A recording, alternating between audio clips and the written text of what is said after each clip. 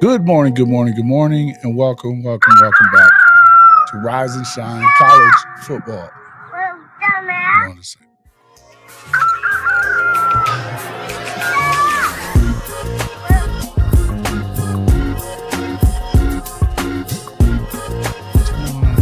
Got some craziness going on.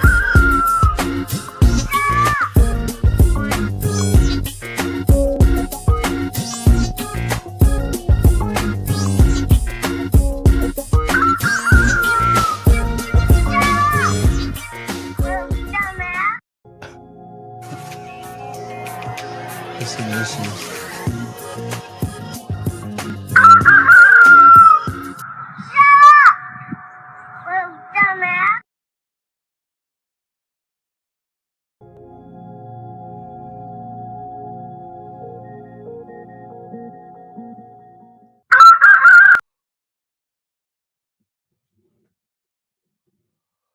What in the hell is going on here?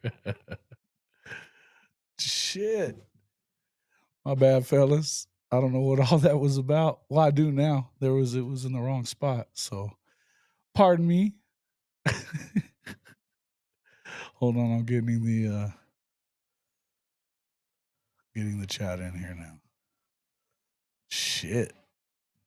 What a morning. Good morning, everybody. Glad everybody's in here.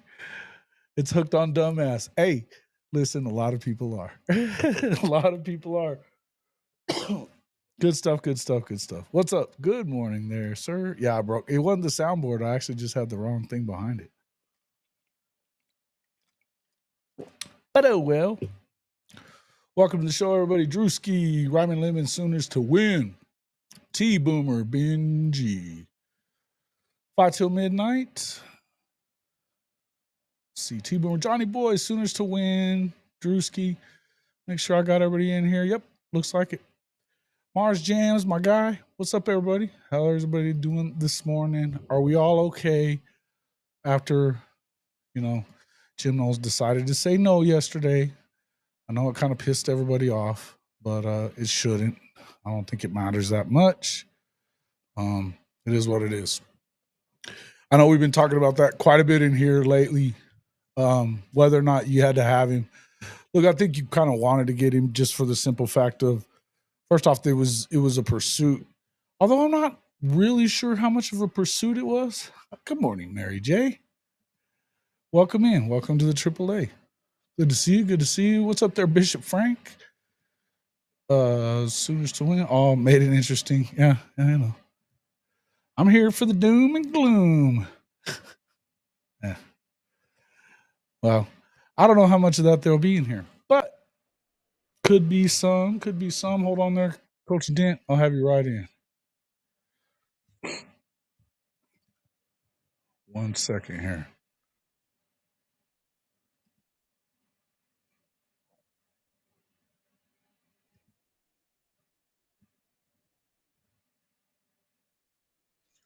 What's up? Hold on real quick. Let me get you.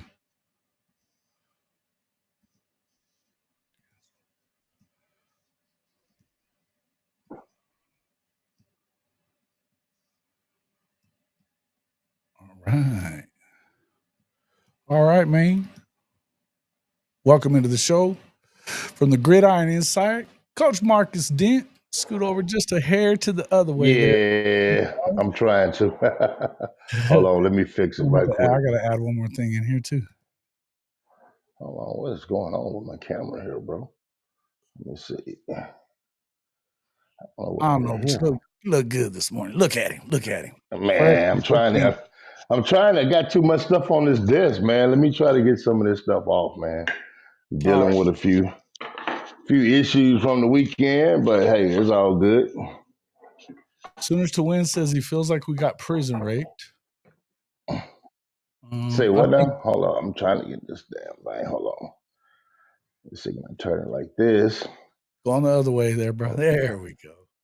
Better. Yeah, that's better. Morning, Stephen That's Davis. a lot better. Hold on. Benji, Jimmy Satterfield, Bishop Frank, T Boomer. Someone dropped the soap. Hey, yo. No, they didn't. No, they didn't. No, they didn't.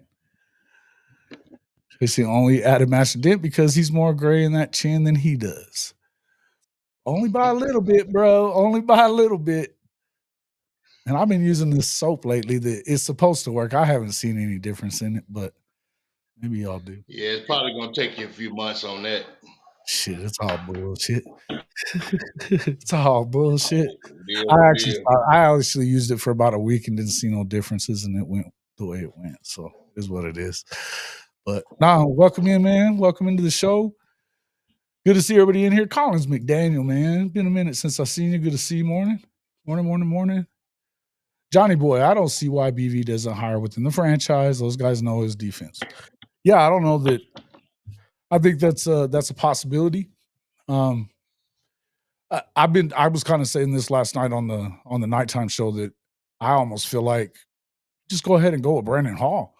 I think that I don't know that there's a lot of guys in the country that are more that are better at it anyways. I think that he's already proven that he can be a DC, multiple stops. I think he's really good. And he knows this defense inside and out. I think that he would call it exactly as you want. What are you doing there, big dog? I think he'd do it exactly as you want it. And it is what it is. But we slow played, Billy Benson says. Instead of getting the deal done, which gave other teams time to lose their DC and become players on hire, and Penn State didn't waste much time and close the deal. Yeah, that's not exactly the truth. That's not exactly the truth, bro. No. Here's the deal. That's first off, the damn national championship was a week ago today. Okay. They couldn't hire him before that. They couldn't hire him until after that was over with. Good morning, Coach Ricks.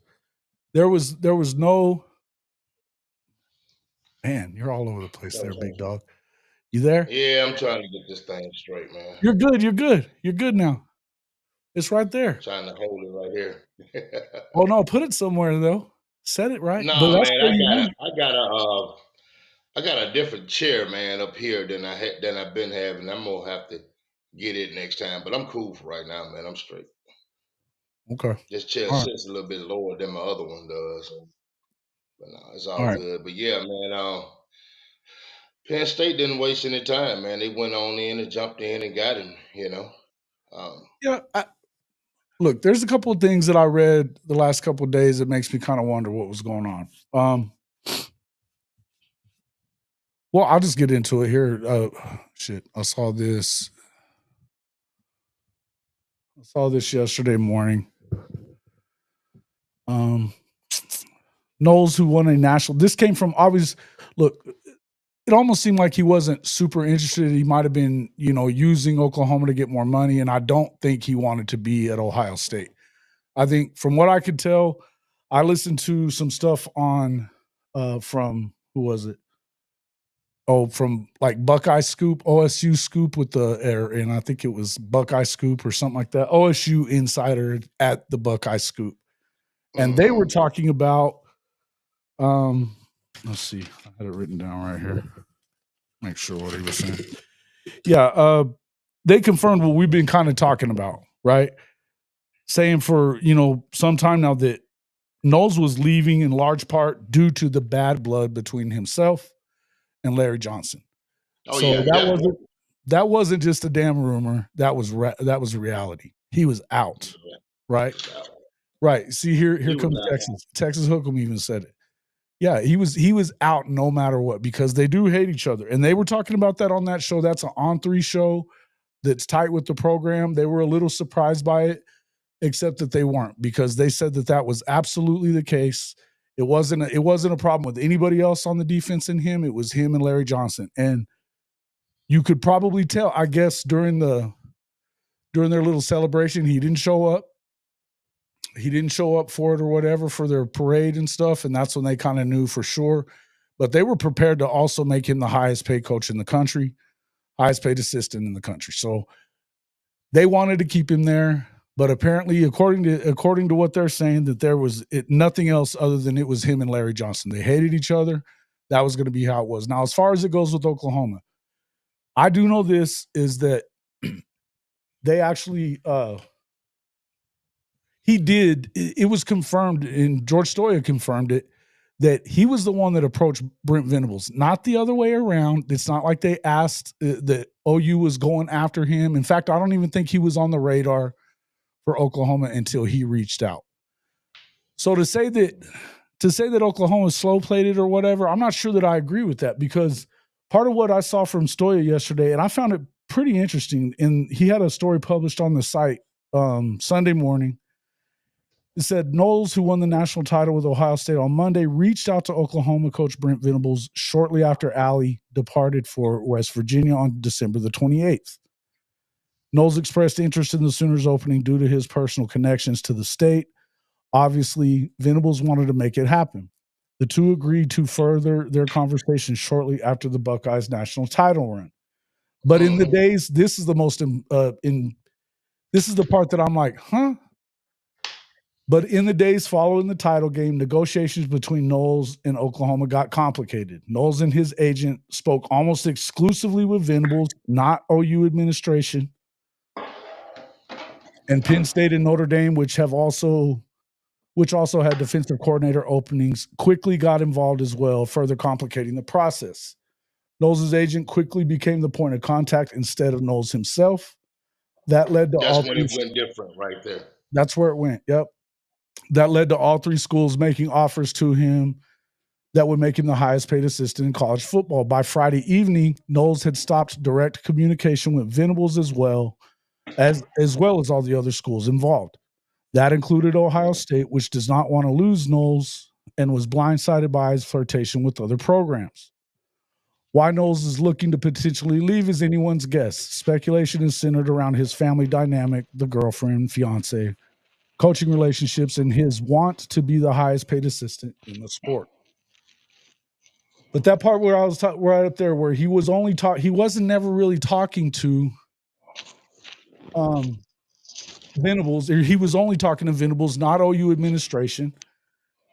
Were Josie and the administration maybe not as on board with this hire as we've been led to believe that they were? I mean, that's a question that I have. Yeah. Well, right now, man, I think we're in a state where we need to just hire within and go with what we got. I mean, we got a great defense. We returning about 85% of the defense, man. So, I mean, we're in great shape. Even if Knowles came, I don't know if they would have changed the terminology because I mean, it would have been his defense, but changing the terminology that's a lot to do. I mean, it can be done, and people have done it all the time. But these guys are so used to what they're hearing.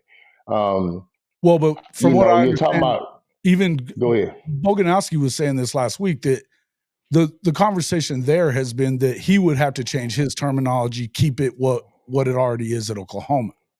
Right. And that makes sense, with the guys you got coming back, Same thing that Saban did all those years back whenever he started changing coordinators. He was like, you can bring your offense in, but we're going to use our terminology, period. Right. And see, the thing about it is, even with Hall, man, I just don't know if Hall wants the job. I mean, he's a great coach. I don't know if he wants that job. I mean, I think BV is going to name somebody to put the title on, but we know the mastermind he is, so we pretty much know what's going to happen. We're going to do the same thing we've been doing, But something, it's almost like it's a void, but it's not a void. Whether we hire one today or hire one 2 weeks before the season starts, defense going to be the same, bro. So it's not a big panic worry like some of the people think, well, why we don't have a defense coordinator? Man, you got a defense, bro. And you got a defense coordinator. He just so happened to be the head coach. Yeah, you want to give some of that responsibility to somebody else so he could, be freed up to do some other things. But I mean, it's what we are right now. And we gotta go with it. And I think if they were, if they knew this, well, they had to know. I mean, they knew he wasn't a lock. So they had to have some more people in their back pocket. You know, I mean, who wouldn't want to come to Oklahoma? If you're a really good young defense coordinator, you would want to come to Oklahoma. And there's still some guys out there. There's some guys out there will take Oklahoma can offer enough money. You could take some young defense coordinators and come in here and this defense not miss a beat because everything's gonna stay the same. Yeah, well, there's already other guys that they've been looking at. I don't think that they ever looked at this as the end all be all. This is the only guy that you could get. That's the whole deal. No, I don't either. There's always been the chance that there would be somebody else. And a matter of fact, they've already brought somebody else up. Arkansas State defensive coordinator Nate Dreiling, which he had the word on him. He's been, let's see, let me go back to this. Let's see. Dreiling was 34. He's been a quick riser in the coaching ranks. He started his career as a GA at Kansas and spent time at Pitt State, Southeastern Missouri State, New Mexico State, and Oregon, as well as Utah State, where he was the interim head coach last year after their coach was fired during the season. Apparently he's the guy that they've been thinking on, and he's one of those guys, you know, right there. It looks like he would be probably the next guy they'd look at. He did just take that out of Arkansas State, but that's not exactly like a thing that would keep you from taking the gig. Right. So, I mean, there's that option there. Again, I don't know that you don't just make for the moment, and let's just say for the moment, because I don't know what they're going to do any more than you do. I think that more than likely you probably see somebody get named that position. Brandon Hall. I think that Brandon Hall could actually run the position and you wouldn't have to worry about it as much in view of the fact, or even Todd Bates. These guys know this defense inside and out. Man, that whole defensive staff know it. Yeah, they know that. Look, Brandon Hall, Bates have been with him forever. For that matter, even Skoski would know exactly what he's going to call because he's been either on the other side of the call as a player, or he's been, you know, somehow in the, you know, as a coach. He's been basically an analyst for the last 2 years. So it wouldn't be a new thing. You know what I mean?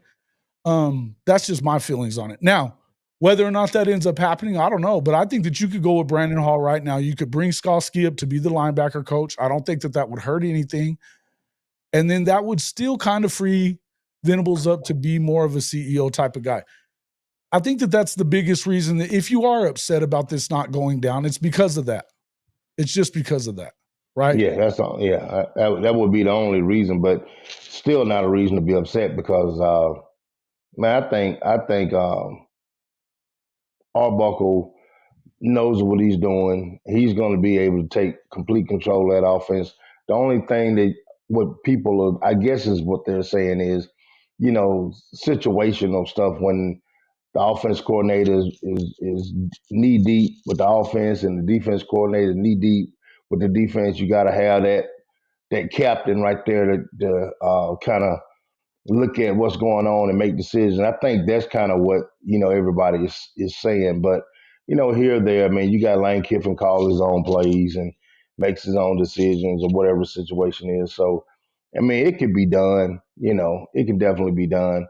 It's just that it is a luxury to have, you know, somebody, you know, at both positions where you don't have to do nothing but that, you know.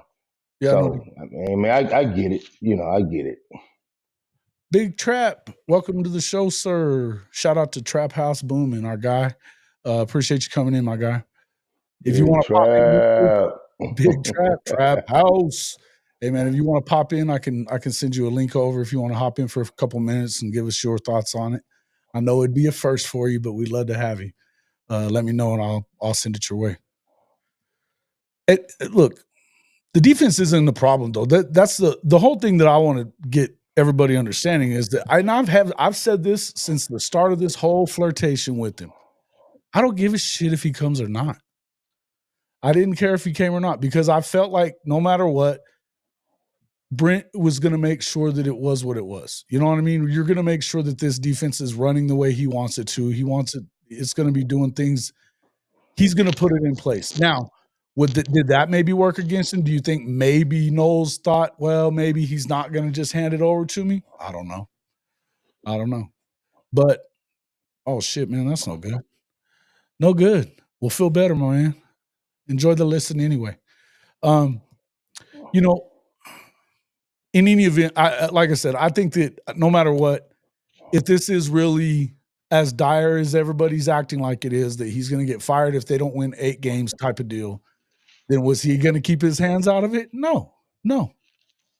He was going to make sure that it was going the way that he wants it to go. And look, he's the architect of this damn defense anyway. I don't give a shit what anybody wants to talk about it. He's the one that built this thing as he did, right? Mm-hmm. So in the end, he's the one out on the road right now recruiting defensive guys. Oh, well, offense too, but I mean he's doing what he do, you know. Yeah. When it comes to that. He's going to continue. And that's the thing, is the one thing you can say what you want about, and I think Knowles is one of the best dudes in the business. He is. There's no two ways around it. But what we know is that recruiting wise, he's not. We haven't seen or even heard from those guys at Ohio State that that's the case, that he's one of the better guys when it comes to recruiting, you know? Yeah. Yeah. I mean, it's a lot of variables, man, that could have played a factor in him going somewhere else. I don't think it was the money. I think it was just a few different factors that the reason why he decided not to. But guess what? We're good regardless. Whether he, like you said, whether he comes or not, the defense is still going to be I think it's top 5 defense in the country. I really do. I mean, we got a lot coming back. We got some guys that are getting bigger, faster, stronger. I mean, come on, bro. I mean, that D line is going to be, ooh, a D line going to be nasty, man. So there's a lot of things going on right now, man. That I'm really excited about the defense. Regardless regardless who we get. What's that clutter sound or that clicking or whatever that is? Somebody messing with something in their hands? It's making a lot of noise in the mic, is what I was saying. What was that? I don't know. Okay. All right, cool. I don't hear it now. Cool. No, I agree. I think shit, man. It is what it is. Hey, welcome into the show, Bishop Frank. Welcome in, sir. How's it going? Hey, blessed, man. Big salute. I see you, Coach Dent, Check him out. What's up represented. with you, man? Hey, did you ever get What that up with you? recipe from Bogey? What? Hey, no, man. No, man. All right. It ain't gonna get it, bro. Yeah. All right. Go ahead, man. What recipe? What are we talking about? That day he left us high and dry to go eat. Yeah, he does that. He should be in here in like the next hour or so. I think he said he was on the road. So we'll see. Yeah. I think he was in Nebraska or somewhere like that, bro. Oh, Chris, he's coming in here to strut it up, I guess. Chris E is. Oh yeah. Penn State guy. Hey man, they made it a priority. It almost felt like to me like there was something going on where he just kind of wanted to stick it to Ohio State a little bit more than he wanted to come and go up against the SEC. Sounds like to me. Yeah. Hey. Now you got a topic because okay, you over there in the Big Ten, and we all know there's not a whole. I don't care what they say. It's not the monster day in and day out, every weekend and week out in the SEC over in the Yeah. Big Ten. So guess what? He might have said, you know what, I'm I'm not going over there dealing with that shit. I mean, he could have said that easily. I'm not dealing with that shit, man. Yeah. No, No, no. to be real honest with you guys, this almost like got to where whatever was going on at O State, this decision was like, okay, you don't think I'm worthy of winning this national title? Okay, I'll show you. Yeah, I agree with that. Yep. I agree with that. So hey, Listen, I mean, something came up. I mean, something came up, and maybe he just wasn't as interested in it as we thought, or maybe there was.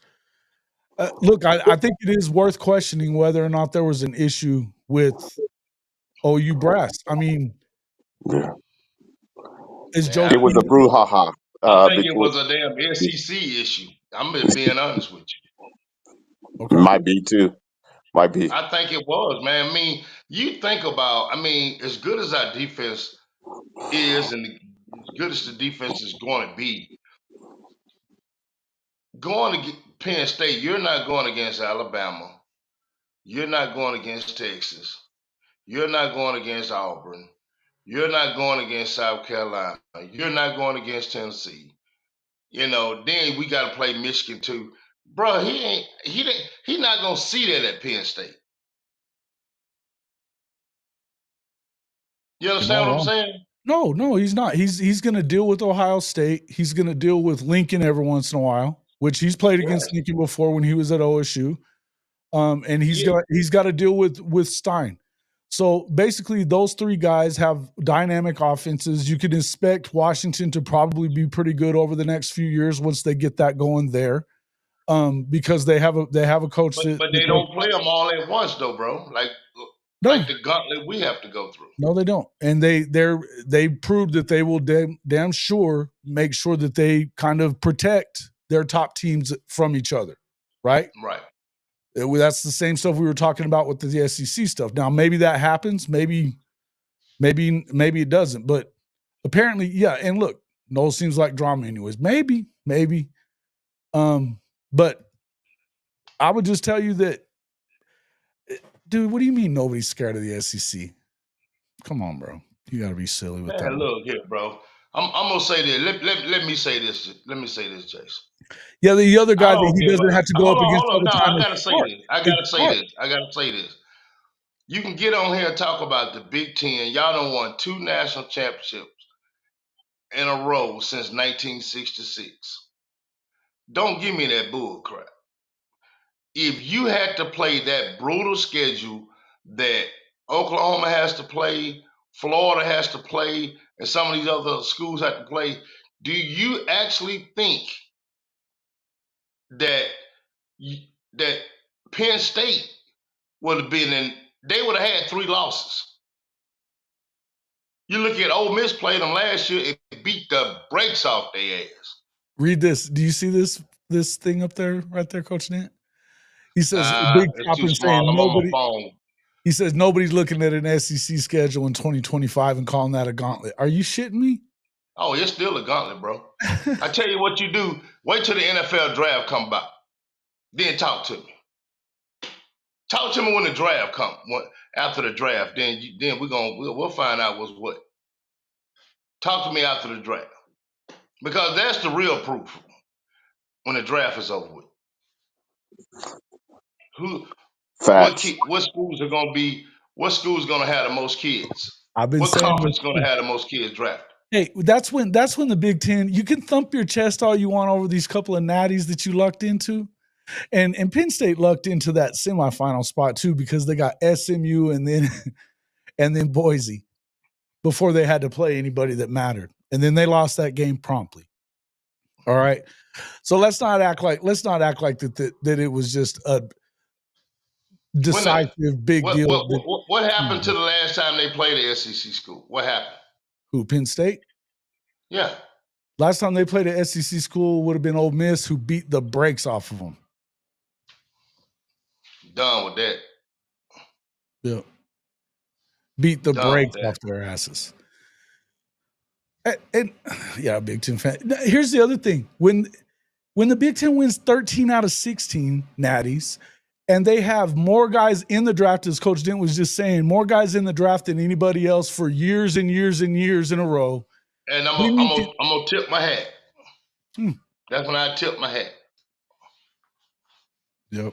And as of right now, man, what you say about their brand? Trash. I got it. And call your team trash. Because that's what they are. Trash. As Hey, Bubba Gump was tell you. Or Bubba Dub. That dude is a trip, man. I love that show. That guy's a freaking trip. I'm gonna have to get his ass on here one of these days. That'd be fun. Preach it. That's what Penn State would have had 3 or 4 losses. They at least 3 or 4 losses. And look, I was saying this the other day too. Guys, in any other time, think about this. It would have been real easy for Alabama to either beat Oklahoma or Vandy. If Alabama beats either of those teams or Ole Miss doesn't decide to gag it away against Kentucky, right? Then all of a sudden, you've got 5 teams in instead of just 3. You know? absolutely. Because all it would have taken was having another couple of 2-loss teams, and that's money. You've got 5 in instead. Because they weren't gonna put no SMU in front of fucking Alabama if they had the same amount of losses. Wasn't gonna And happen. they shouldn't have anyway, but they weren't going to then.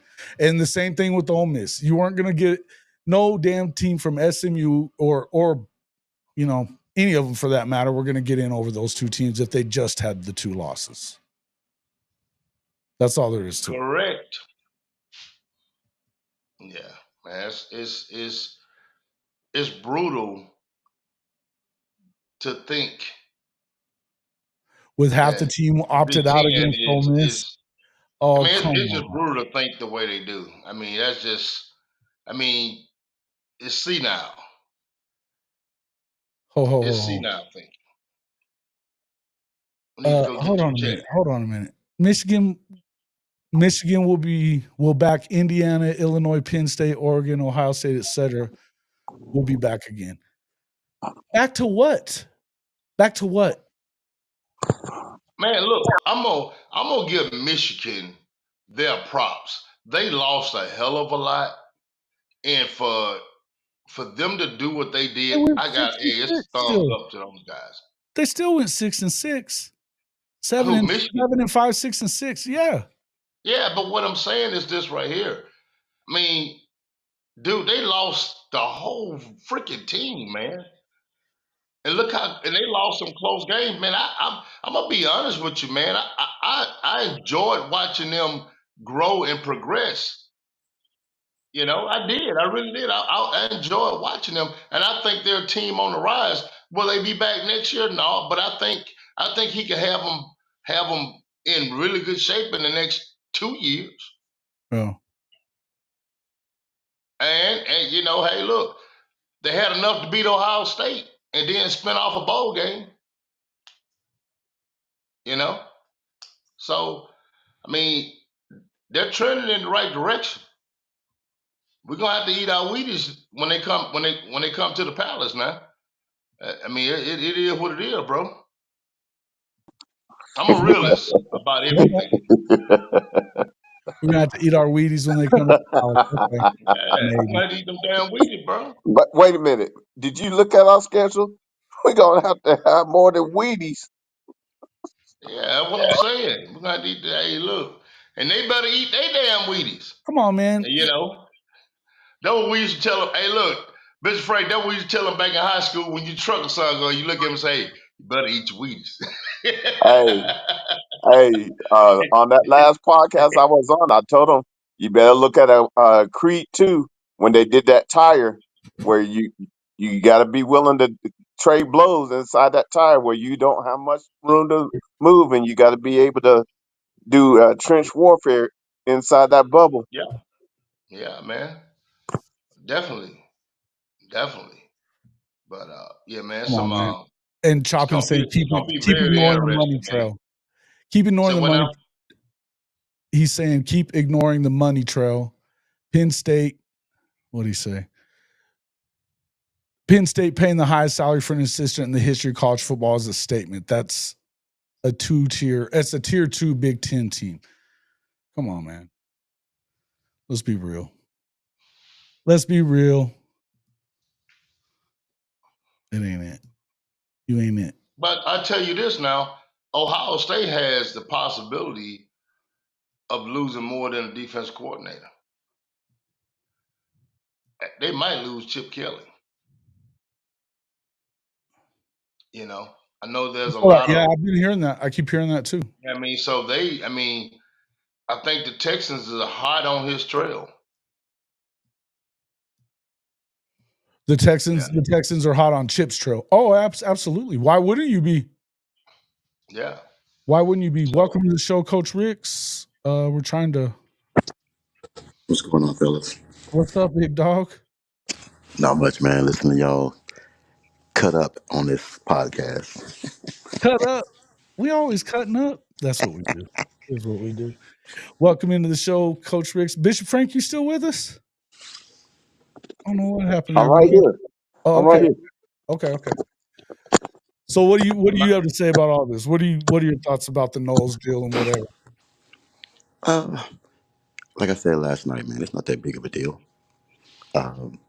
He has made his decision. I'm cool with it. I don't know why everybody is making a big deal and getting upset and saying all these things.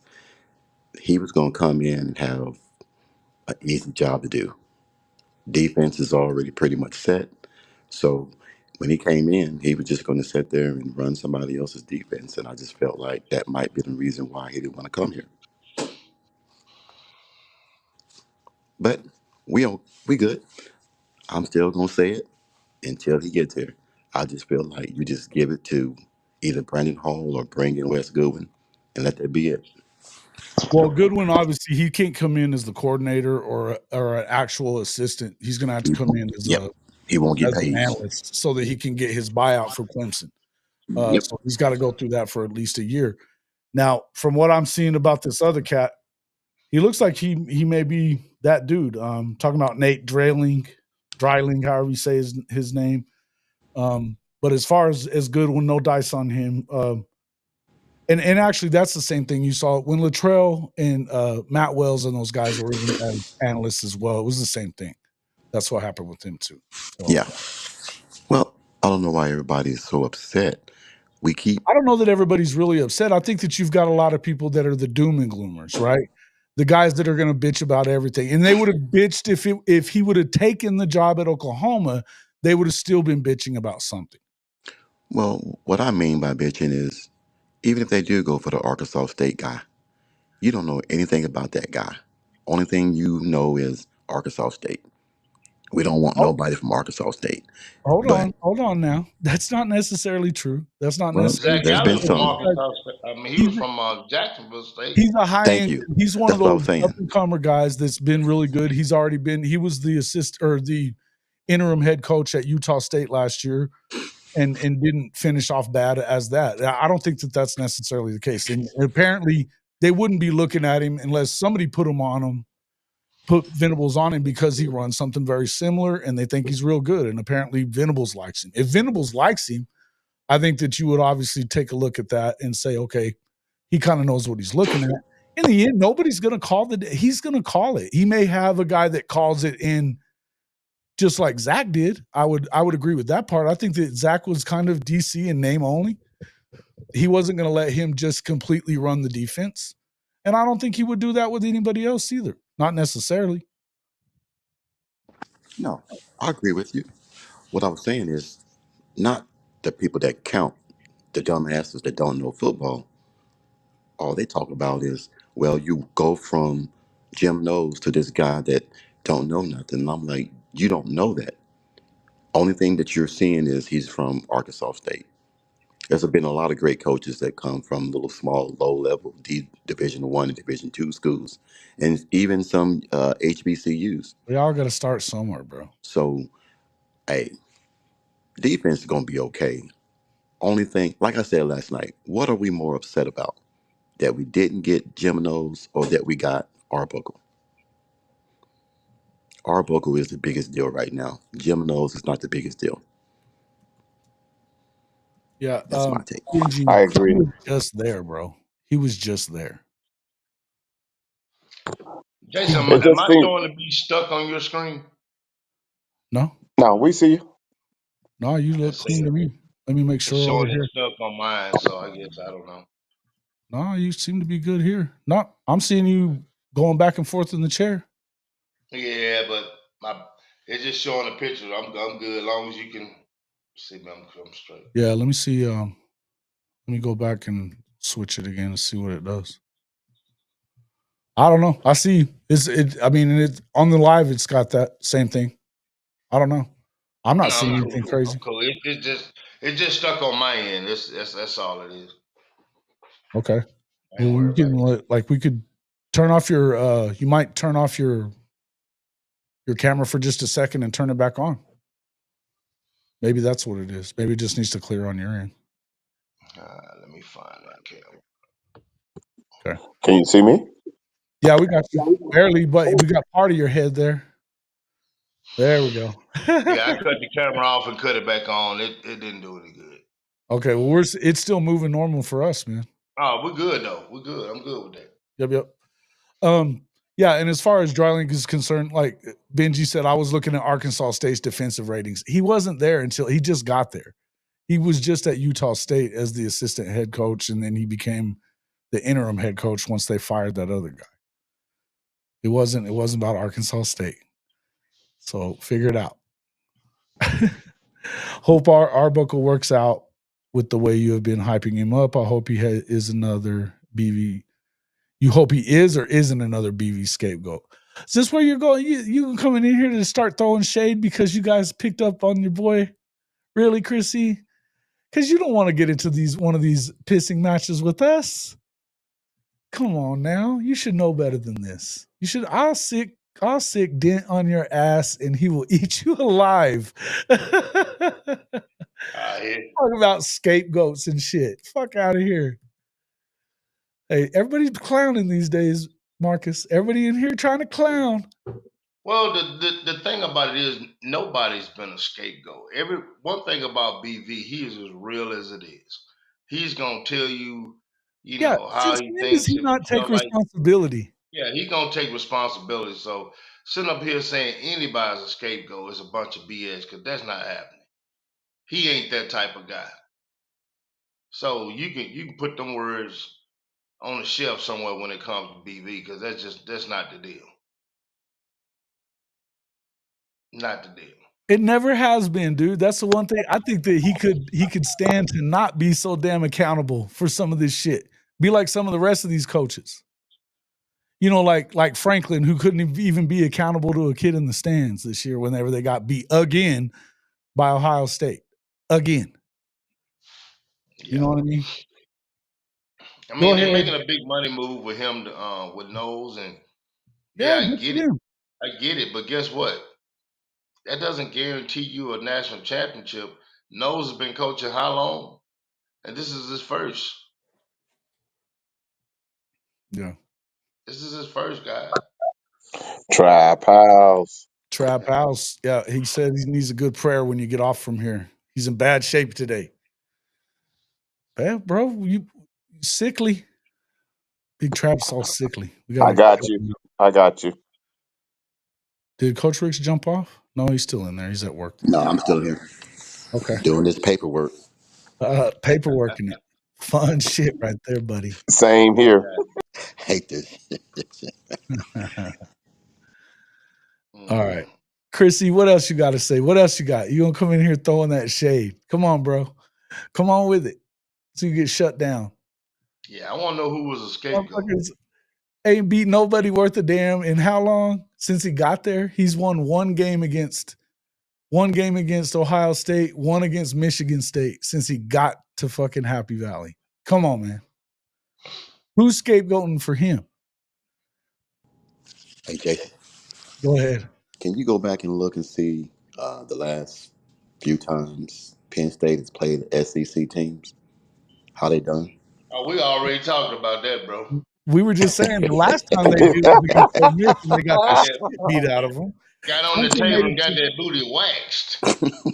It was a baby when they left there, just smooth as you can be. Just got that booty waxed. Put some baby powder on it.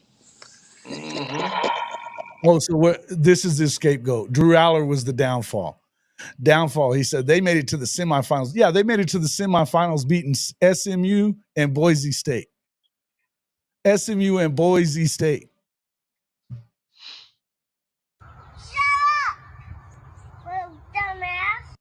Come on, man.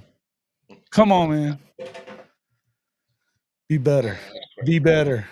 And he better be glad that he got that schedule. Oh, definitely. Definitely. They got Auburn last before that. Oh, yeah. Auburn was worse at that point than they are now. Oh, yeah. Boy, what was our coach's name? Forgot his name. Oh, yeah, they made it to the conference championship game. Yeah. Only now they didn't win their way into that. Now, mind you, they only played USC and Ohio State. That was the two teams that they played worth a damn. Now they beat Michigan. I'm sorry. This was the second time they beat Michigan. Or did they play Michigan this year? I don't think they did. Let's look at Penn State's schedule since we're getting all this talk about Penn State love. Holy shit. Come on, man. The You guys gotta be Nittany shitting me. Let's look at the Nittany Kittens. The Nittany Kittens. Oh, yeah. Big win against Maryland. They beat Boise State 31-14 and SMU 38-10. Good for them. Lost to Oregon. Lost to they beat Maryland. They beat Purdue. They beat Minnesota. Oh, wow. Ass shit. Come on, fellas. This schedule's funny. All right. And after that Minnesota win, I bet you they partied, bro. You know they did. West Virginia, Bowling Green, and they beat Bowling Green by 7, by the way. Kent State, Illinois, UCLA. Oh, goody. UCLA and USC back-to-back weeks, and they needed overtime to get. What was the Illinois score? 21-7. 21-7. I don't buy Illinois, by the way, right? either. I don't buy their asses either. Then they beat Wisconsin, lost to Ohio State as usual, beat Washington, beat Purdue, Minnesota, Maryland. Come on, man. You didn't even play fucking Michigan. Come on, bro. Playa, sprinkle me. Come on, man. Sometimes you make your own luck. What are you shitting me, man? No, that's not what happened. They got lucky is what they did. Come on, man. You can talk about this all you want. We're not talking about Oklahoma being in the playoff. We're not sitting here telling you any of that shit. We're here. You're in here telling us how good Penn State is. And I'm telling you they ain't. It don't matter if they got Jim Knowles. They still ain't. Defense hasn't been their problem anyway. Penn State, Joel Klatt ranked first in his early rankings. So? But then hang your hat on it then. Yeah. Are you picking them? Are you picking them, Orca? So what now? He said Joel Klatt picked Penn State first in his early rankings. So, are you picking them? I ain't. I think they'll win the Big Ten about the time that hell freezes over.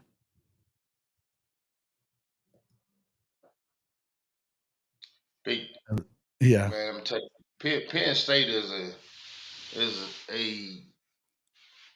a merch team. Penn State is just hey,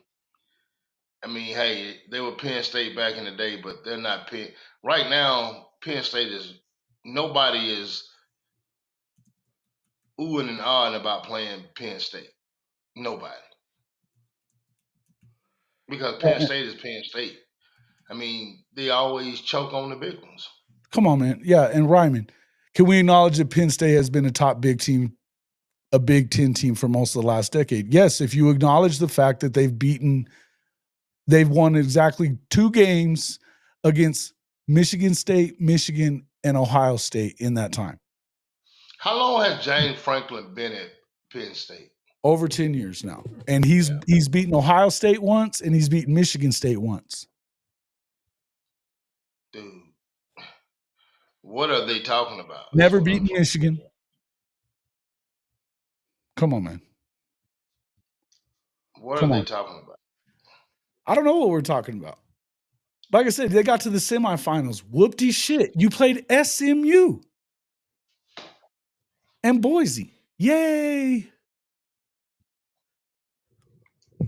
I tell you what, the defense at Penn State will not be as good as Oklahoma's defense. I can tell you that right now.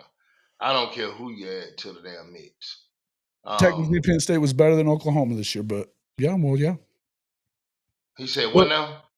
Technically, they were better than Oklahoma this year. Well, yeah, I'd say they were. Look, we're not talking about we ain't even these damn saying numbers Oklahoma was better than them. Of the situation. You got to take into consideration of our offense. Moving forward, did not do a whole lot of things to complement the defense. If we had a top 30 offense, our defense would have been ranked in the top 5 for sure. Now you guys know that's their comeback whenever y'all guys start speaking truth. Is that Oklahoma didn't do X, Y, and Z this year, which we knew. So it is what it is. Penn State is good on defense. Offense has always been suspect. So if you put them in the SEC, would they be one of the top 7 or 8 best teams? What do you think? Oh, hell no. Hell no. Hell no, they wouldn't be. And they know they wouldn't be, man. Shit. Oh, man, this is too funny. Oh, yeah, it's real funny, man. It's real funny. But, yes. Hey, wait. Stop here. OU defense can't compare to the high-flying defense of Penn State with speed. No, you're not doing this.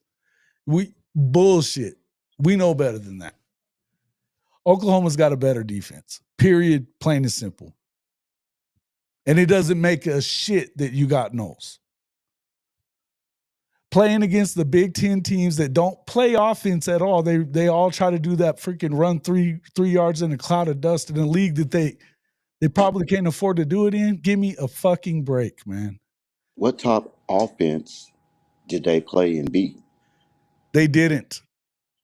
I guess SC. They beat them 33-30. Hell, they're not a top offense in my damn mind. Yeah. The Oklahoma last season, Oklahoma's offense was the problem last season. If you looked at it, you know damn good and well if you watched Oklahoma. You know. The defense was not the problem, isn't the problem. Yeah.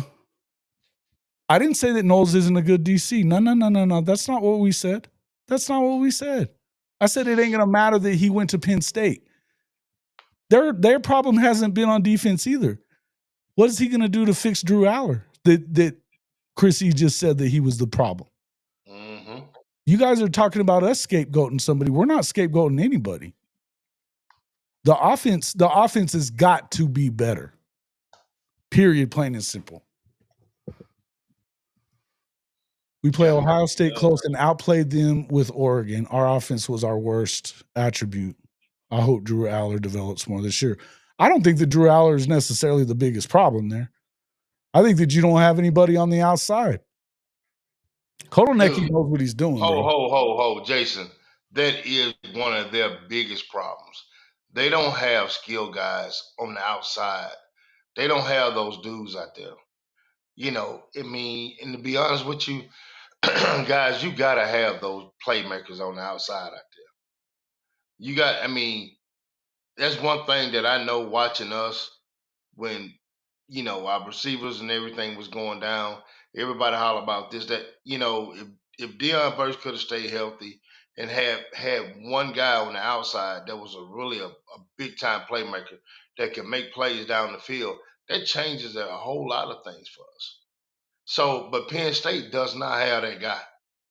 They do not have one on the roster. No, they don't. No, they don't. And they haven't had one on the roster in a very long time. They can't recruit those guys. They can't get them in. They can't get them there.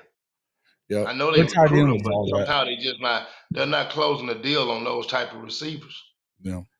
Excuse me. You know, so hey.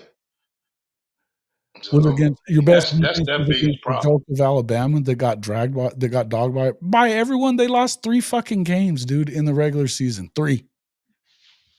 That's one more than Penn State. And Penn State didn't even play the type of schedule that Alabama played. Stop acting like it ain't like it's all the same shit. You know better than that. You know better than that.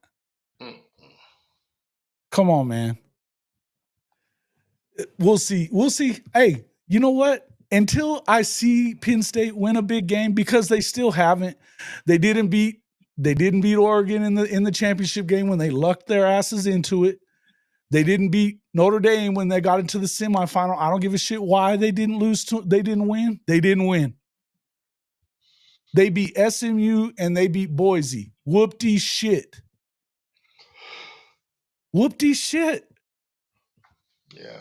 They can't touch Ohio State. They can't touch Michigan. Well, we would have beat them this year. Maybe. Yeah. Maybe not, too.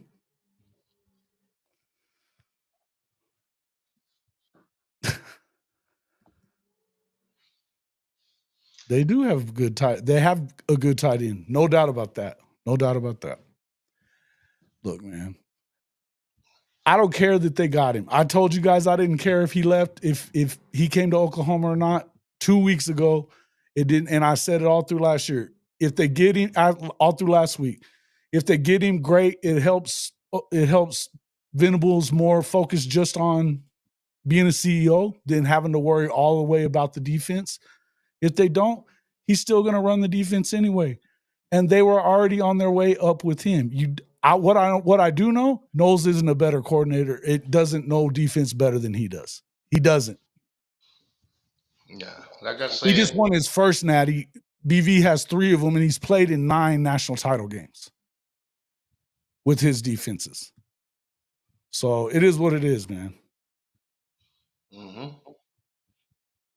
And I'm gonna tell you another thing too, guys.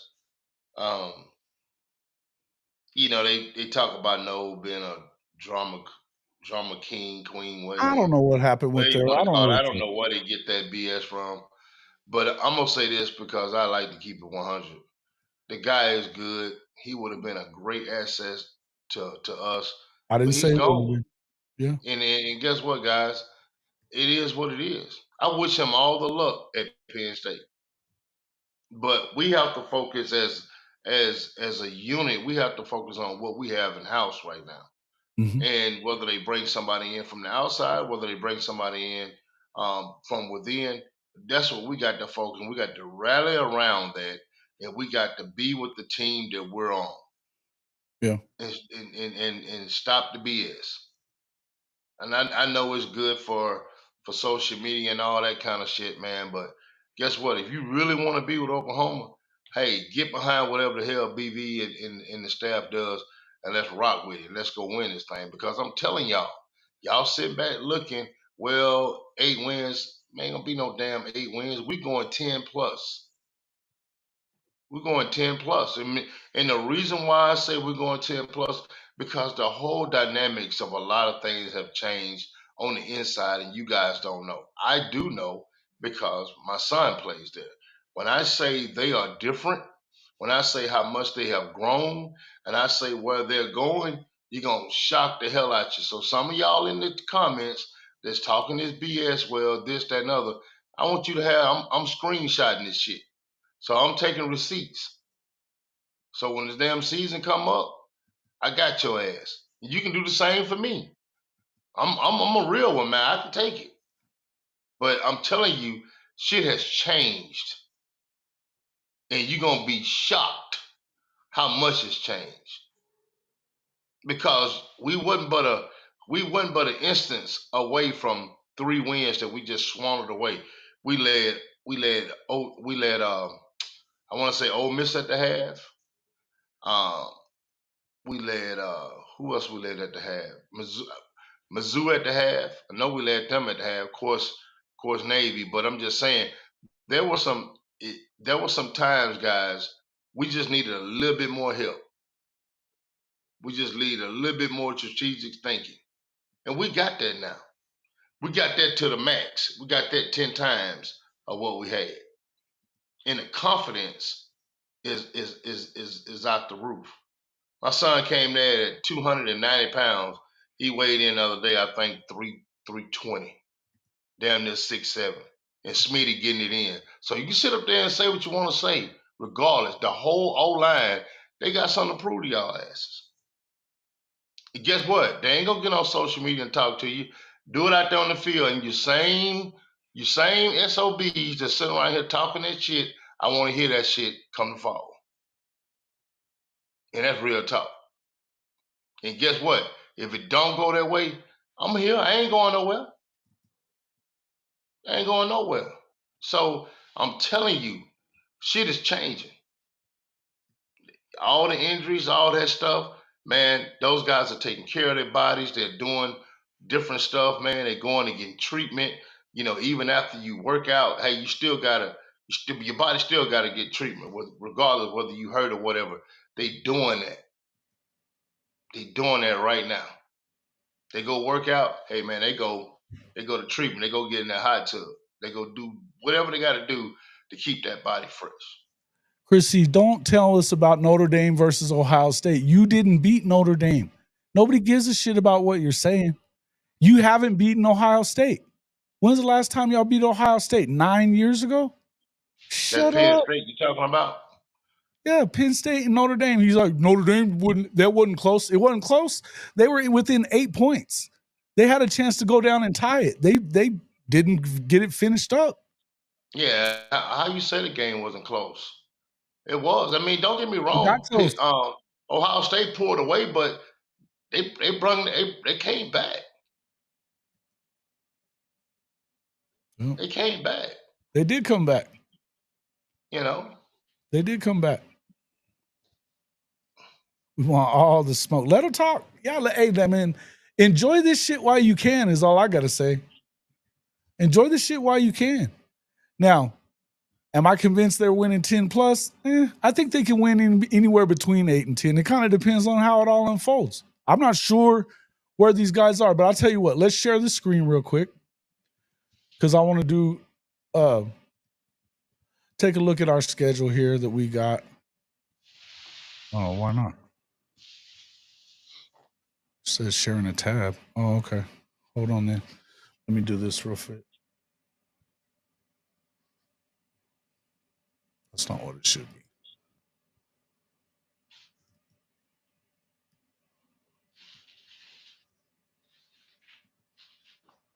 Let me try this again.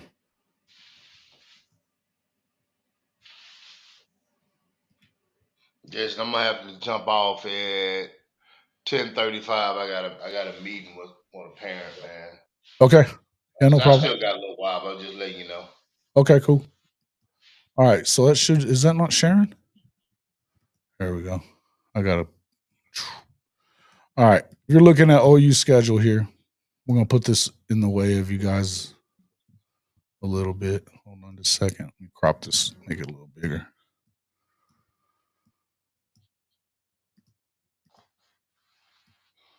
You guys can have this schedule too if you'd like. Oops. Oh, there go Coach Riggs. Try not to get on top of you there, Coach. All right.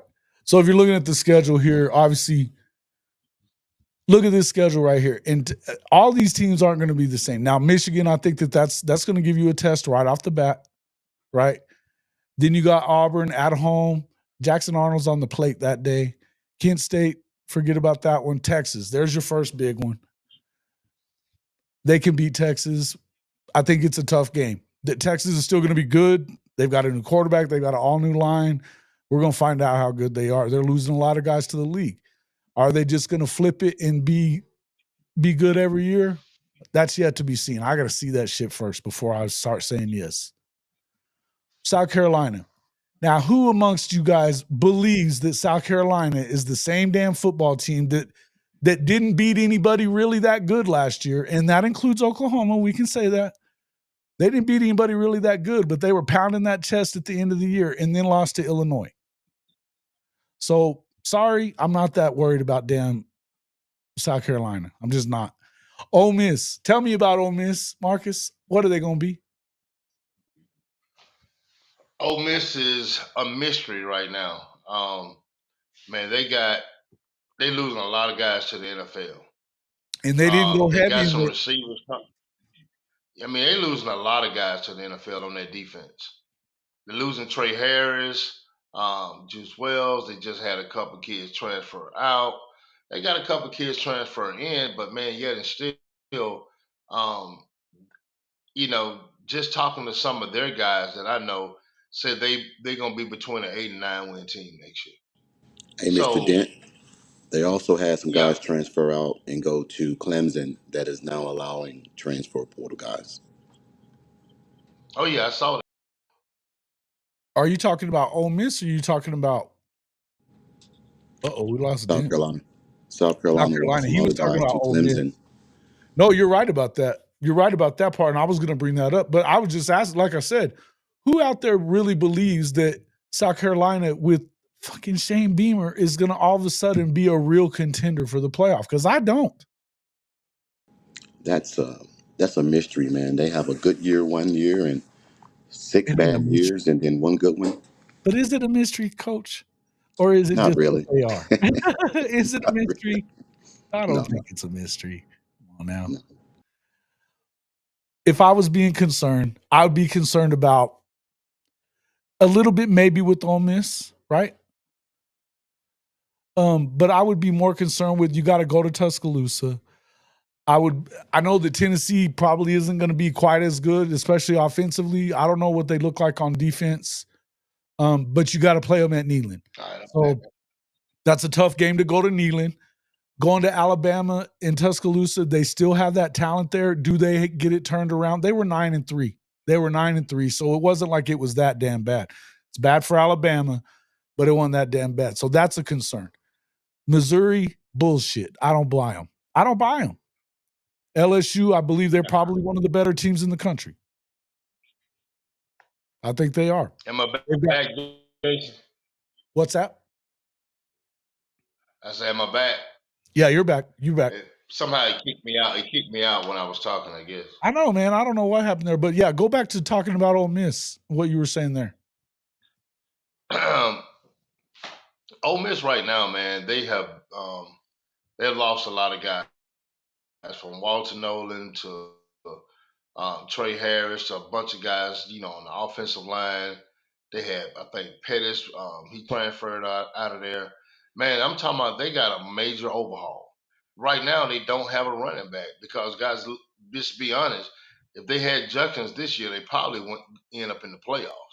So they got a lot of different things going on at Ole Miss, and they wasn't able to go into the portal and get what they got 2 years ago with Nolan and all those guys because the portal is not as rich as it was. And so they went in, they dove in, and they got that. But as in just having guys. Now they got Caleb Cunningham, 5-star guy. Will he be like Smith and Coleman? I don't know. But they're not going to be the same team that we played this year, and we hung pretty tough with them. We hung damn tough with them. I just kicked his ass out again. Oh my God. Yeah, and that's the thing. Again, yes, what he just said, Oklahoma they hung with Ole Miss. They were leading that game in the first half. That's the whole deal with that, was that, to me, you were in a pretty good situation there. Had a chance to win it. Didn't get it done, but you had a chance to, and that's without an offense, though. Guys, that's what's without an offense. If they are even just serviceable on offense this year, it's a different football team with this defense, man. This defense is the real deal. I see what you said there. Oh, Ohio State fan talking that shit. Ryan Day should offer BV the bag to be DC. Yeah, it ain't happening. He don't want that job. So he has to come there and argue with Larry Johnson. I don't see it, bro. Moose said, my concern is with the last 4 games of the 2025 season. 3 of those look a bit challenging. Yeah. I agree with that. I think they are challenging, no doubt about it. I think going to Neyland, as I said, I think that going to Tuscaloosa, as I said, that's going to be tough. It's not going to be something that it's easy to do. Jason, Go you ahead, also Coach. got to look at the starting quarterbacks that OU is going to face next year. Hmm? There's going to be like 2 or 3 quarterbacks that they're going to face that's got more than 1 year experience. Oh. No, I know. I mean, that's why I'm concerned about. Look, LSU, no telling what they really are, but I think that they're a contender. They got Nussmeier. He got a first-round grade this year. Why he came back, I have no idea. But I think that's bad for the SEC. You know what I mean? I think that the SEC, he's going to be one of those guys, and they always have receivers. They just added Nick. I mean, they lost one of their good receivers, but they added Nick Anderson. If he's healthy, he's going to be a pain in the ass. I'll be honest, LSU is the only game that I'm really worried about. Everybody else is manageable, if that makes sense. Yeah. Defense is going to be much stronger than it was last year. Offense is going to be a hell of a lot better than it was last year. Yeah. So those games that you lost by 3 points or 7 points and all that, that's going to sway to the other side. Right. I don't know what happened there, Coach. Kicked you again. Did you go to your computer now? Yeah. All right, cool. Hey, it looks better. It's got a cleaner look for sure. All right, man. Yeah. Sorry about that. No, and you know what? No, but Coach Ricks just brought this up about you got a bunch of new quarterbacks in the SEC next year.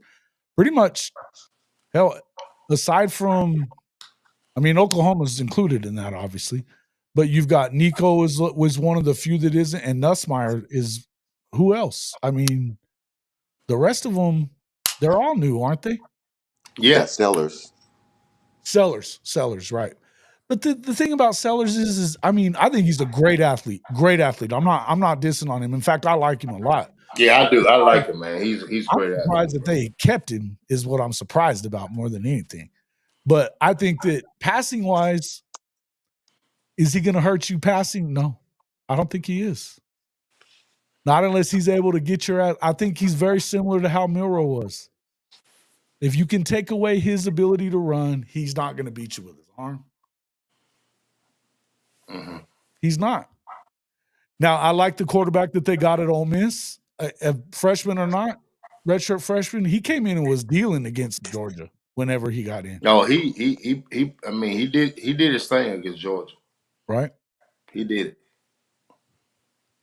I like him. I think he's good. But Jackson Arnold came in and did some good stuff too when he had everything going, in the right direction, So we don't know yet. True that. Don't know yet. That's true. Go ahead, Coach. What were you saying, Coach Ricks? Oh, well, maybe you weren't talking. Say what? I'm sorry. No, I'm sorry. I thought you were trying to say something there. No, I was just saying what Mr. Dent said. You got 3 quarterbacks, pretty much it. And we're not even counting Jackson because I think he's going to be running for his life when he comes back to Norman. So I think Nico and Shout out to Big Trap. He said he's on the plate or he's on the menu next year. First I agree SEC with you on game. Sellers. He's coming back to freaking Norman for his first SEC game. Assuming he wins the job. Yeah, there you go. Assuming he wins the job. Because they have 4 quarterbacks in the style now. So I don't know, man. That's gonna be interesting to see. Yeah. I don't know. And the thing about John Mateer And I know he's a new quarterback at Oklahoma, but let's look at quarterbacks that are bringing back production. Period. I don't think there's no other quarterback in the SEC, maybe outside of the guy at Tennessee. I don't know I don't know what kind of yards he threw for last year, but I don't think nobody else is bringing back that kind of production. Nobody is. I mean, now again, that was against Mount West production. I don't sit here and talk shit about SMU. Yeah, no doubt. I mean, it was, but you got to look at it as he's with his same coordinator. They're running the same system. He's helping install this system, for what it's worth already from everything that we're hearing. And he did have 40 touchdowns last year. He could run the you can football say the and he same could thing throw. about Howard. Look where he comes from. Yeah. And I think this kid I think he got more shake in his bag than Howard had, bro. It's just my opinion. I just think he's an overall guy, and we're gonna see that this fall.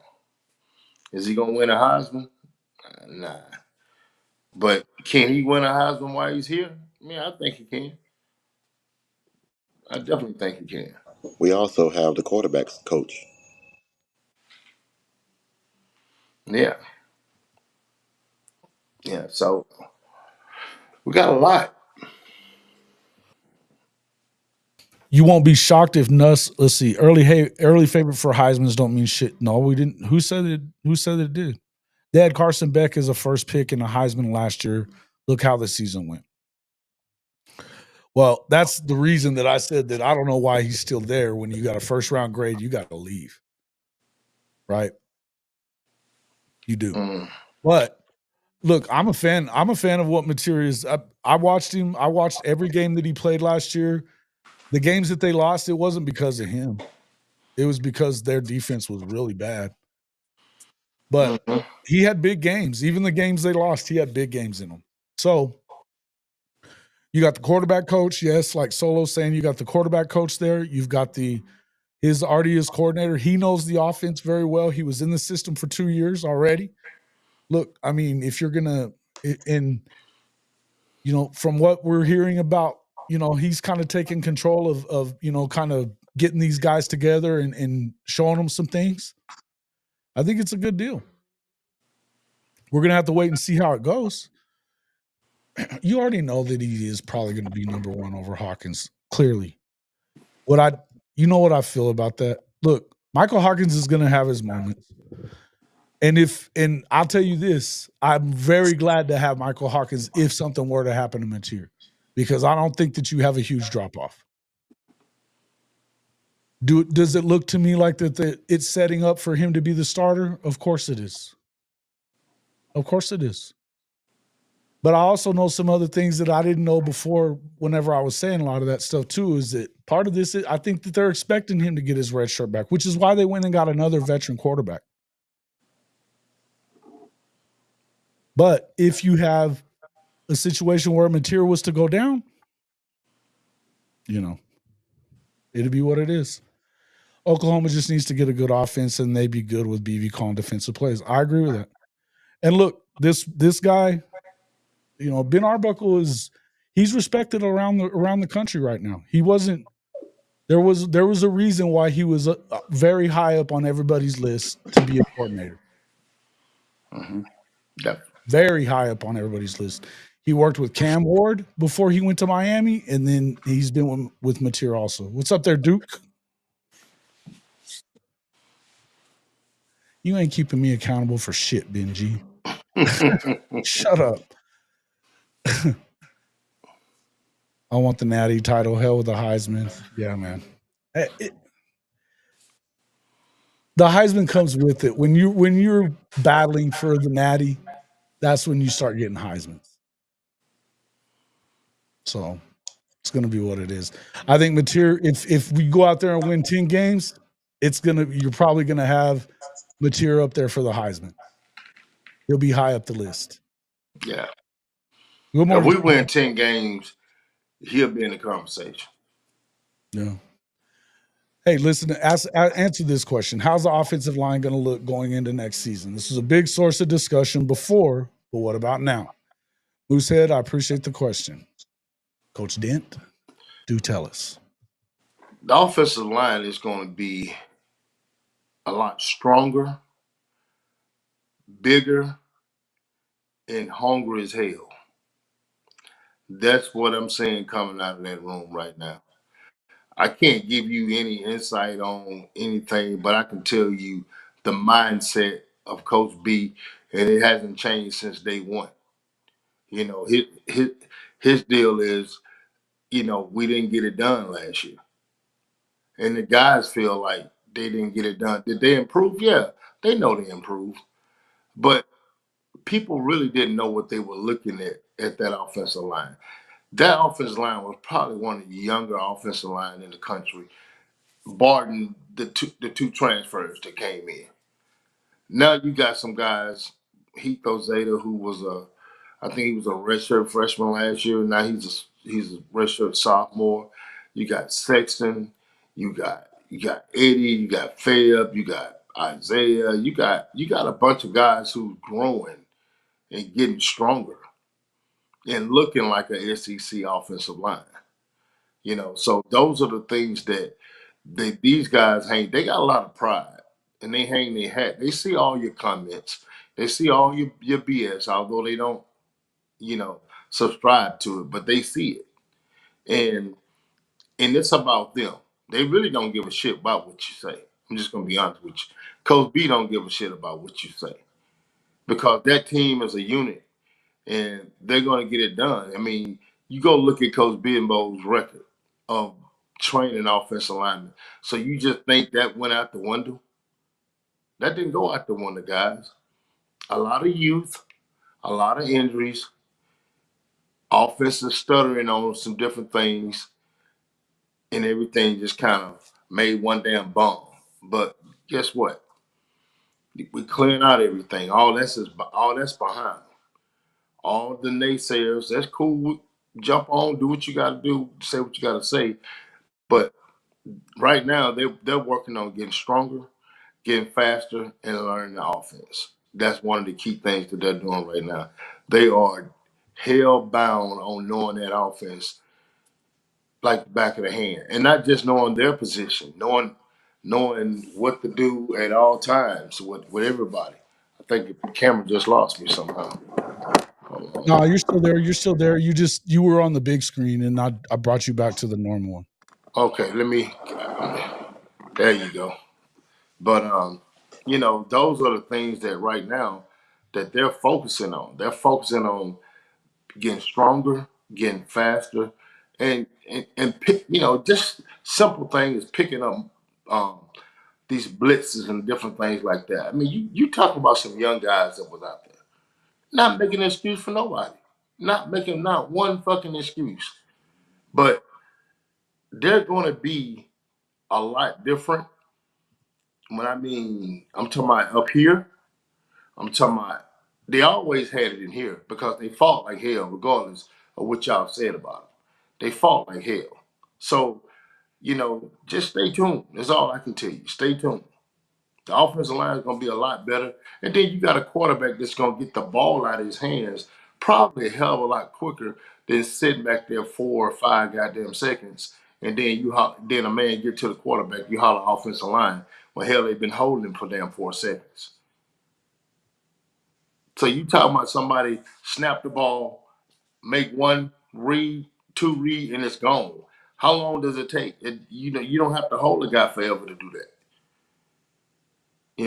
So I think a lot of things is changing. Quarterback play is going to make the difference in the offensive line play, and I think we're going to be able to run the football. I think that's a good point to make. Also, part of the fact of what was going on this past season was that well, hell, you had a situation where guys were. You didn't have a great situation at quarterback. You didn't have a great situation with your coordinators. We know all that. But what does it do when you have a quarterback that is a guy? You know he's a guy. it kind of changes. I heard this from Teddy and Gabe, or somebody was talking about, I think it was Teddy and Gabe, that there's a little difference in a team when you've got a good player, when you've got a guy that you know can go out there and win. Oh, man, it's What a does hell it of a do for your difference, line? man. What does it do for your offensive line? What does it do for everybody on the team? I remember an incident. Let's say incident. I remember a game in college. And Steve McNair had hurt his ankle and he couldn't move very well. And he came in the huddle and said, "Guys, I can't run, but if you give me 3 seconds, that's all I need. Give me 3 seconds. We're gonna go down here and win this." And that's exactly what happened. You know, we believed in what he told us. Hell, So we gave him them McNair three was a damn bad seconds. dude. You see what I'm saying? Yeah. So you got, once you have that confidence in your quarterback like that, like we had in McNair, it tends to do something to you. You know, it pushes you. It pushes you. You know, it's like that adrenaline gets even higher when you know that, hey, this guy say he only needs 3 seconds. You understand what I'm saying? So, I mean, Yeah, I get it. there's a bunch of different situations coming up, man. So, hey, I like to say, man, stay tuned. Yeah. Stay tuned. And like, Five Till Midnight says, I wonder if Asusi starts as a true freshman. That's a tough thing to ask of him. Even a 5-star. Even a 5-star, man. Bro. I think he's going to be damn good. Yeah. And maybe mid-season or something like that, maybe he's ready to go, or maybe he's. Well, people don't know what all go into that. There's a lot go into that. We do know this though. We do know this, and you can speak to this. I want to throw this out there. Bill Bedenbaugh doesn't give anyone anything. You have to earn you're this not gonna give you. I don't care what the situation is. Your ass is gonna earn it. And with the system to play him now, I don't know if there's a need to play him now. Mm-hmm. You know what I'm saying? I really don't. I mean, growth wise, develop wise, strength wise, you can dominate a high school kid, but when you got a damn Art Mason or you got one of these SEC built body guys that's been in the weight room for 3 or 4 years, man, that's a totally different guy you going up against. Totally different guy. So you got to get a lot of stuff in your body ready, to do that. I know Isaiah did. And we got him ready mentally, technique wise, but in the weight room, man, you can't compare to Smitty, bro. You can't. That's some new shit. And he ain't been through that. And none of them. And I'm gonna give you this. I'm gonna give you this nugget. They all look really good. They all look really good. For freshmen coming in, you got guys like Isaiah. They mentoring these guys, keeping them close to them. They all look really good.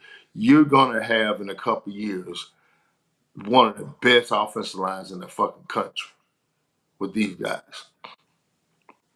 Look at them. Just look at what the hell they brung in, bro. I was looking at a podcast and one guy was talking about, well, Isaiah, he's just a 3-star, just like, bro, okay, that's fine. Some of Coach Bedenbaugh's, best work has been with 3-star guys. So we don't A worry lot of people about, try to use well, that he was a as a 3-star or negative whatever. again. We don't worry about no shit like that. No. We worry about once you put that damn OU on, the 5-star, the 4-star, the 0-star, all that shit goes out the window. Come on, man. Trent Williams was a fucking 3-star. Oh yeah, I know. He's the greatest left tackle in football history. He was a 3-star. None of that shit matters. And a lot of people will sit there trying to use that, oh yeah, he hasn't done well with those upper guys, the 5-stars and blah, blah, blah. The guys that they got in there that weren't that, they were 5 stars and they weren't very good. I think he's had 1 or 2 maybe, right? And they didn't work out. Sometimes they don't work out. And it doesn't matter what stars you are. And in fact, if you go back, there's actual data that tells you that the biggest gamble is 5-star linemen. Yeah. 5-star offensive linemen and 5-star linebackers. Those are the dudes that are the biggest gamble. Yeah, They the linebackers work out the least. linebackers were worse, and the linemen were behind them, and also the all-pro team in the NFL for the last, I think they said 10 years, it's basically been 85% 3 stars out of high school. Yep. Yeah. And that's facts. They go look that up. Yes, facts. Sometimes it is what it is, man. Sometimes it is what it is. And look, bottom line is sometimes they miss on guys, man. They miss on guys. Just like we know that Isaiah was a high 4-star until he stopped going to camps. And he got dropped back because he wasn't going to these camps. It wasn't because he still look at his size. He's bigger than Fasusi and Foji. He's already 320 now. Yeah, he's right at 320. Yeah. Look, this is a guy that's, look, we talk about him. Hell, Eddie Perry-Louis got a brother playing in the NFL. Now he came in a little higher ranked. I think, one of the services had him in the top 50. But yeah, man, you know, Not they didn't give everybody Eddie did. that ranking until right there at the end, you know. And Eddie was a dog, bro. You know, and I'm gonna tell you what I like about Eddie. Me and Eddie was talking one day. We went to pick up Isaiah's washer and dryer, and we was just talking about. I think it was that time. We was talking about the All-American game, and they came back and wanted to put him in the All-American game, and he turned them down. So, and I was like, "You turned them down?" He's like, "Yeah." He said, "That don't mean anything to me." So, you got to understand the type of kids that you got on that football team. He don't give a shit about none of that. All he cares about is getting on that field and grinding. You got some kids that got some nastiness in them, and Bimbo is gonna let that cook now. Not as in hurting the team, but he's gonna let it cook. You seen what Eddie did in that damn game when he bow rolled that damn fella. You know, Eddie got he got that it factor, man. And then you got, like I said, you got Ozada, you got some of these other guys, man. Everybody right now is in a dog fight, I think, in that offensive line room, and that's including Isaiah. Everybody's in a dog fight. Ain't nothing gonna be given to anybody. You gotta lace your shit up and go get it. And that's what I love about it. You know, that's what I love about Coach B. He's holding everybody accountable. Upperclassmen and underclassmen. So, guys, I can tell you that, I can go on record and say we're going to be much better. Mm-hmm. And some of that's going to be because of the off-field preparation and the things that they're doing and the learning curve from last year. And then some of that's going to be a quarterback play. Yeah. Yeah. Look, I think that just knowing what look, man, just having communication between the coaches and shit like that. I think that the fact is that Ben Arbuckle has been in the air raid. He grew up in the air raid. We know that Big Bill is the godfather of air raid offensive line coaches. Period. Mm-hmm. He knows exactly how to scheme it up. He can go to him and say, "We need to scheme up for this. This is what we're going to be doing mostly this week. What do we need to do here?" He's going to put together the right scheme for him as far as the blocking packages are concerned. I believe that. The other part of it, I would say, just knowing what you're doing between those guys and having the right blocking schemes and having a guy that can make it there. Somebody said something. I'd like to have another high-end receiver. You need what is a high-end receiver, though? What is a high-end receiver? Because what I would tell you is they come a dime a dozen, folks. They really do. What was Trey Harris? Trey Harris was at La Tech, man. Yep. He wasn't he was at La Tech. Yep. There's a lot of them that come from nowhere. Y'all want somebody from damn Ohio State or from Look at old dude. Alabama.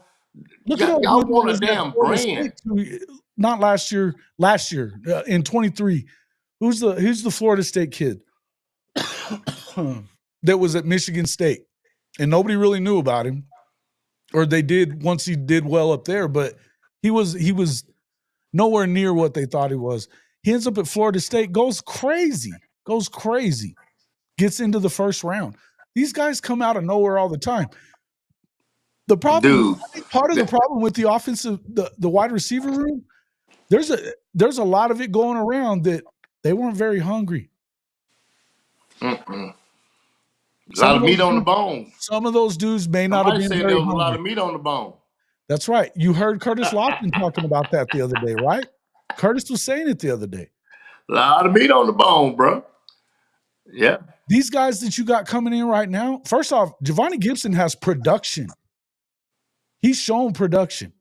And he didn't have a damn thing. Had no money. Broke. Zero. He's coming into a situation where he's hungry to go and prove himself. Same He's with trying to guys. get into the draft, guys. Bro, no doubt. He's trying to get into the draft. No doubt. Damn what Oklahoma paid him. He's trying to get some of that not for long money. That's for sure. Yeah. You know. I mean, and here's the thing, guys. Y'all got to realize that the FCS, HBCUs, and G5 is going to be a feeding tool for P4 football. Mm-hmm. That's what it's going to be. You're always going to have skilled guys at those places that you can come in and get that just if you go back and look at Giovanni Gibson, y'all know why he wasn't a big time receiver coming out of high school? Because he was a freaking quarterback. And he got himself in trouble too while he was Coach Ricks talks about it, that he got himself in some trouble running around with the wrong crowd. But as a receiver, though, he wasn't even a receiver coming out. Yeah, he was a quarterback. That's right. He was a quarterback coming out of school. Yeah. So we're nobody gonna take a chance on this quarterback. Okay, I think he's good. They don't know that. He bet on himself from Division II to FCS, and now he's where he's at now. And guess what? There's another one I got my eye on. He's down in Jackson, Mississippi. Just wait. Just wait. Just wait. Jackson State. Hey, I'm gonna try to get every last one of them out of there that can come and that I feel I can play. There's another 6'2", 6'3" guy, 4'4", 40, got great hands. Look, hey, and I'm gonna tell you what I like about Jackson State. We're doing our mega camp there. Jackson State, they owns that. They understand that. They want you to come play for them and get them numbers because it builds their program. And I talked to another guy the other day on a pod, and he was like, Jackson State knows where they are. That's why they was able. I think they ended up like ranked number 17 or 18 in FCS. Might have been higher than that, but they understand the process. They know if they get a kid and he put up that kind of numbers, he's not going to be there. But guess what? They said, come and we will help you get out. So, yeah, they got another one. It's another one sitting in the SWAC right now that I got my eye on. That's for sure. Yeah. Yeah, Sauer says Ohio State just got a commitment from a 3-star quarterback, and Hartline's going to develop him for wide receiver. It happened. Hey, listen, a lot of times, and you think about this, Coach, a lot of times at these schools, if you're the best athlete, they play you at quarterback. Whether you should be a quarterback, whether you shouldn't be a quarterback, they're going to play you at quarterback because they need the ball in your hands every play. Yep. Especially with this RPO stuff, man. Yeah. You know, if you go back and look at, there's a video on YouTube from Giovanni Gibson High School coach talking about, you know, they were struggling. And Giovanni went to the coach and said, hey, coach, I'll play quarterback for you. He was like, you sure? He said, yeah, I do it. Just because they could have the ball in his hands.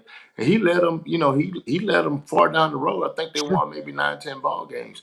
But that's the type kid he is. Yeah. You know, he could have stayed at receiver and probably ended up, he probably could have got D1 out of high school if he had stayed a receiver. But he sacrificed. His coach says that he sacrificed that to be the quarterback, so they could make a run, and he did that. Right. Look, and again, like I said, if you don't go to one of these football factories that they've got a stud at every position, right? A lot of the Texas schools, a lot of the your IMGs or your Bishop Gorman's out in Vegas. We could name a bunch of these schools. The football factories, you know who they are. Mm-hmm. Look, they've got guys. They're recruiting them all over the country. That's what they do.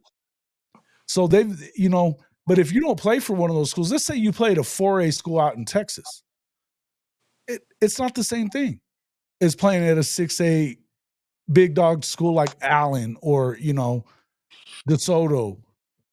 You know what I Hey mean? man, look, I'm gonna say this before I get off here. I'm gonna say this from the heart. The best running back in the country is in I'll be right Tupelo, back. Mississippi. I don't give a damn what nobody say. I'm telling you. Coach, talk about that while I go to the restroom. Okay. JJ Hill. I call him JJ run it all the way downhill, man. He's a guy. He's a dude. He's probably about 6'1", 210 pounds, man. He's picking up offers from everywhere. I mean, all over the country. I think in his hands is just remarkable. The kid had like 200 and maybe 20 yards, 230 yards receiving, but he had like 2,200 yards rushing and won the state championship in Mississippi in 7A. I mean, he's a dude committed to Mississippi State. Man, I just don't think Mississippi State has. I don't think the truck is big enough to keep him. It might be, but I don't think it is. Very humble kid, come from a great family. Um, the type of kid you will want in your program, 100%. And OU knows about him. They like him. I don't think they have offered him yet. I'm not 100% on that, but I know Okie Like offered him. Right. Texas A&M, some other schools. I mean, he's picked up. Man, I think Penn State. I mean, he's picked up a bunch of different schools, bro. A bunch 26. of different schools, and he's a kid. He's committed to Mississippi State, but I think if he ever decommits, I don't think he's going to stay in the state. I think he's a kid that ends up somewhere nobody would think he would end up. I mean, because you get to a point where we talked about Ole Miss. If you go back and look at Ole Miss roster, bro, they don't play a lot of Mississippi kids. They don't. Go look at their roster. Go look at their starting roster. And how many of those kids from Mississippi, Texas, everywhere else. So the kids in Mississippi kind of is kind of talking because I got a 7-on-17, and I know a lot of these kids, and I hear a lot of stuff, man. And the kids love Ole Miss, man. They do. But if you go back and look at it, they just don't play a lot. Aiden Williams played for me with my other organization. Man, his dad is really, really cool. And, he was a high 4-star kid. He came in as a freshman, burning it up. Then they recruited over top of him, stuck him on the bench, and now he's at Mississippi State. When he hit the portal, he had all kind of schools after him because they know what kind of guy he is. But somehow he got to Ole Miss and got lost in the shuffle. So I think that's one of Ole Miss's downfall right now when it comes to Mississippi kid, which they got the Caleb Cunningham kid. We'll see how that works out. They got a few more other kids that were 24 kids that are super talented. Will Echols played defensive tackle, super talented kid. Will should play some next year, if not start. But like I said, we'll see, man. But like I said, JJ, man, I would love to see him in a Sooner uniform, bro. I mean, that kid is a nice looking kid and as humble and respectable as you can get. What in the damn Yo, world? get me on big screen. All right. Do not minimize what's going on right here. All right. Man, what in You the need to see. hell You need to is see that? what's going on here. All right. Yeah, I You got know what it is. You the WWE or something, bro? You know what I mean? I had to go to Nebraska to bring back the hardware. You know what I what mean? the fuck? 3-time champ, fantasy football league, dude. You know, sometimes you got to make a move. Got to go Is collect this your. why you were late today? Are you shitting Yeah, me? I was coming back from This Nebraska, bro. Coming back from Nebraska. I had to. man, this cat is something serious, man. You know who he Hey, look like Jerry the King Lawler, bro. Are dog, you hey, I'm trying to be on that level. All right. Like what I mean, so don't take, this is lightly, all right? Our fantasy league is a league of legitimacy. All right. I'm Like getting there's in not next year, then, bro. let me tell you, you can't get in it. That's my point. There's lines. You're on a long list of people just waiting to get in. You know what I mean? The come only on? way, hey, let me tell you something. The only way we got a new guy this year is because my cousin, who's in the league, all right. I don't know if you guys can read that right there. The Lee Wisniewski Memorial Trophy. All right, he died in October of cancer, and that's the Wow. only way this other cat got in. You know what I mean? A legal legitimacy. You got people from all over the world hitting us up trying to get in because they want to be a part of greatness. All right, and they want that competition. 12-team league. If you ain't paying attention, all right, we're a free agent league. You know what I mean? Like this is no holds barred. We got people that don't sleep and just pick up guys on the waiver wire. You wake up and you're like, son of a bitch, how'd he get them already? The people just all times of night just picking up people making moves. You know what I mean? Like 3-time champ though. You know? Oh man, this man, you hilarious, bro. Where Yeah, the man. crown at, Hey, man? listen. Hey, You don't have a I crown to bought go this with that, belt bro. right here for sure. I bought this belt when I won my second one. All right, a little Facebook marketing, got me. But yeah, I bought this. This is Daddy's belt. All right, this is Daddy's belt. So this brought it back to Kansas. All right, this is for us. Man, this dude, bro. I mean, I'm Too pretty damn sure with funny for you me, two man. talking at each other, this show was pretty boring. I got to go back and look at the comments, but you two probably just were talking. Wasn't no life. Wasn't no spice. Dad got to come in here and bring a little juice to the show. Bring a Oh, little you coming juice. in I got talking that shit, juice. really? He coming in hot. Oh shit! Seriously though, what Leave what it what to I me. missed, man? I made a. I ain't gonna lie. I made a little decision. All right, I made a decision this morning when I got on the road. I was like, shit. Probably just need to start this Oklahoma breakdown podcast on the way, and maybe I'll finish it, maybe I won't. But yeah, I had to roll with the Oklahoma breakdown instead of. This is I had to hear what they had to say. Listen. Far be it from me to say shit about you watching the breakdown. Yeah, I man. had to, man. Breakdown, I'm great sorry. damn show, man. It is what it I is. had to. It is what it is. I love Teddy and Gabe as much as the next guy. I Yeah. don't miss one either. I don't Yeah, miss one either. I'm telling you, like that is like new, that is becoming my shit, man. That is my jam. Like I feel like I got to get in. Like soon as I see it, I'm like, well, let me go stop what I'm doing and put this on. Or if I'm doing something and I'm listening to it in the background because Have there's we just at least been showing up in your feed these days? Have I been showing up in your feed at least? nope, That'd be shitting me. dude. Hey, for everybody out there, let me tell you what I It's did. showing up in mine. See, I don't get it. Like I don't get it. So I sat there and I went on the Hall of Fame page, and every short video live that I hadn't liked, I went through and started liking all of it. And I probably spent 45 minutes one day, probably, way too much time just to see if it would change my YouTube algorithm. And no change at all. No change. No change. You think it's due to the new site, Jason? To the new what new site? I It's not mean, a new. not the new site, but the hardware that you're using. Mm-mm. He said it's been going on for a long time, Yeah, Oh, it's okay. been that way, and man. I've Uh, It I'm hasn't been that way with me now. No, Yeah, I'm doing yeah, it. I don't get it, man. Go ahead. I'm saying I don't get it. I don't get that crap. It's crazy. I'm auditing the channel to kind of check and see after that. And I did talk to YouTube and they were saying that there's nothing up on that, but it seems weird to me that there was enough people that were saying it that it wasn't just you. No, YouTube's not gonna tell you they're doing it. Like that's first and foremost.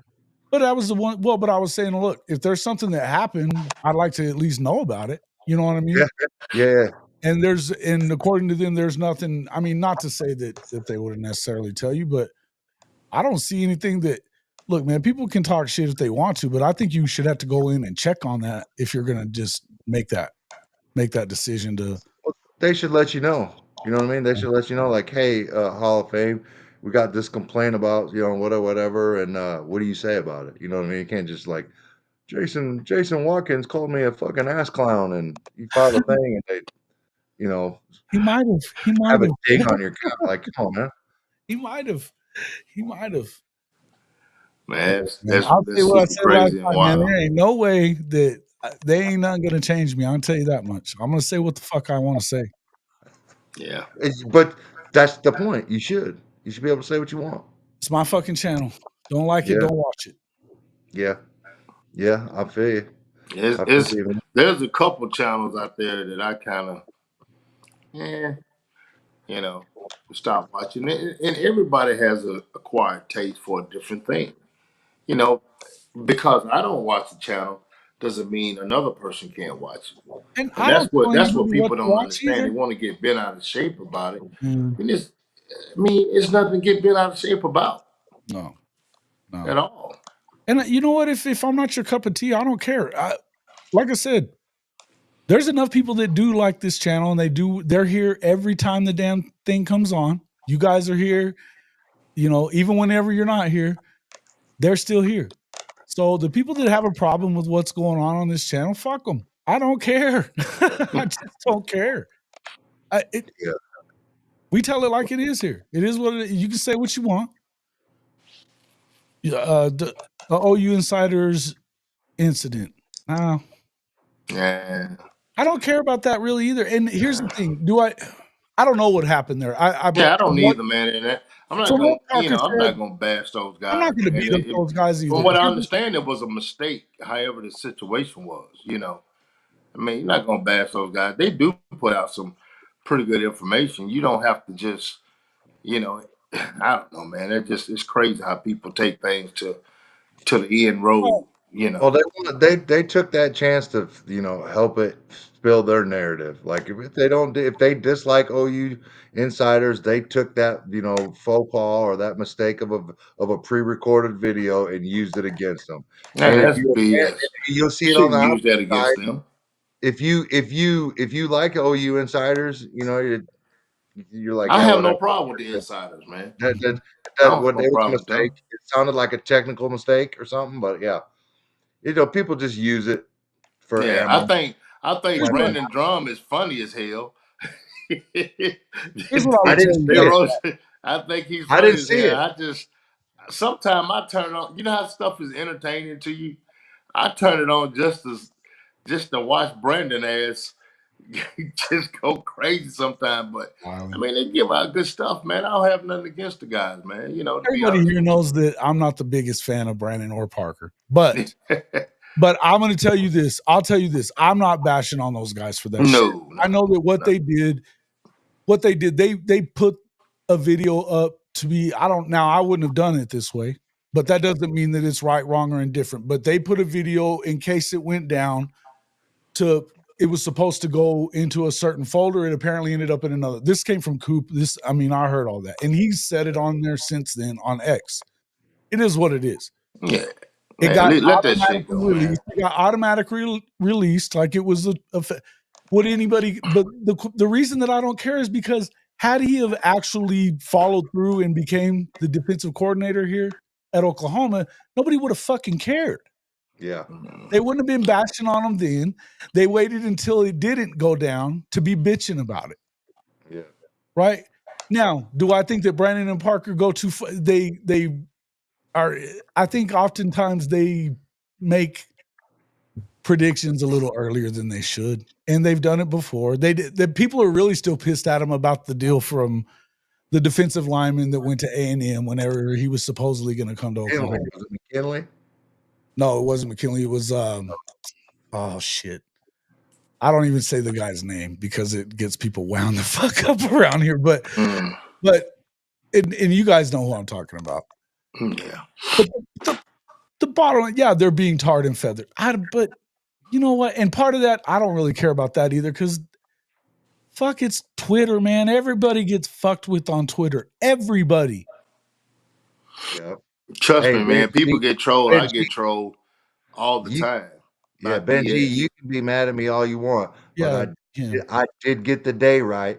I did tell you it was coming on Sunday, right? Yeah, we were in agreement on that, bro. It happened on Sunday. I mean, I think everybody was pretty shocked that he chose Penn State. I mean, I definitely was. You know, I'm sure you guys probably already talked about it, but man, I'm gonna be honest with you, Mike. I wasn't. It was the Hicks thing that they were so sure about Hicks, and that didn't work out. And then the Anthony Evans thing happened not that long after that, and they were sure about that one too. And they were sure that he wasn't going to flip when he went to the Georgia game and all that bullshit. And they got called out on that one too. So look, do I think it's predictions, guys? Yeah, it's all predictions. It's not facts. Well, it's probably people get upset they ain't never had a teenage son, right? These jokers change their mind with the win. You know what I mean? What? Like you, what? Hey, you need to have you a teenager, bro. You need to have you a teenager, and then be like, "Damn, dude." If I had to say anything about Brandon and Parker on that, they should fucking know that by now. They've been dealing with these fucking kids for long enough. And everybody, if you even forget they talk about that. They talk about that all the time.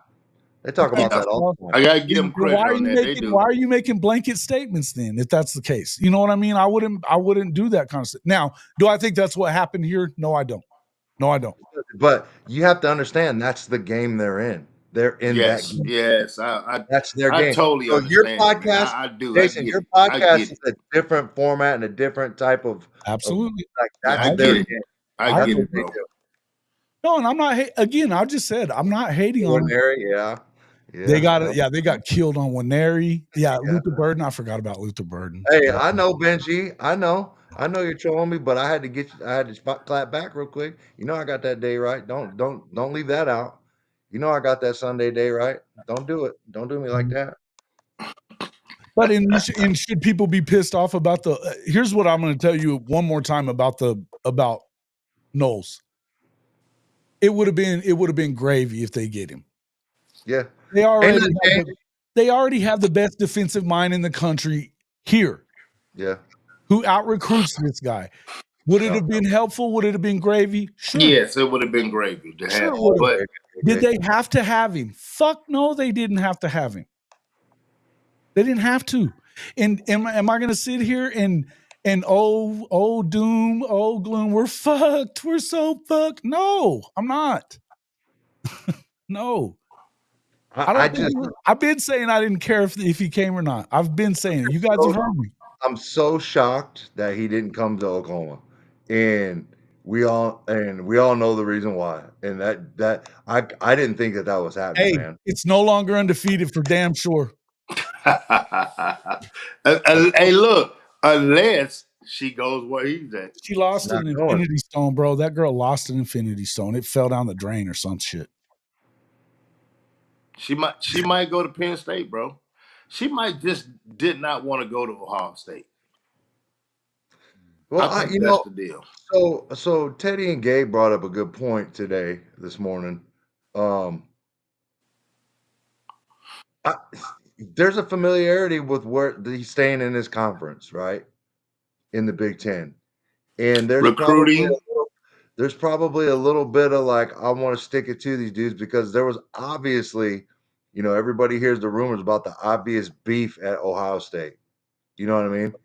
And there's probably a little bit of that, and being familiar with teams in the Big Ten. And, I think maybe the SEC might have been a tall task, maybe having to do a lot more studying and relearning. Who knows? But you know, And I not touched a paid, little bit bro. on that too, Mike, when I was talking about the gauntlet of the SEC. I I'm saying, talked about that. I yeah, think my video went off, but I was just about to touch on that.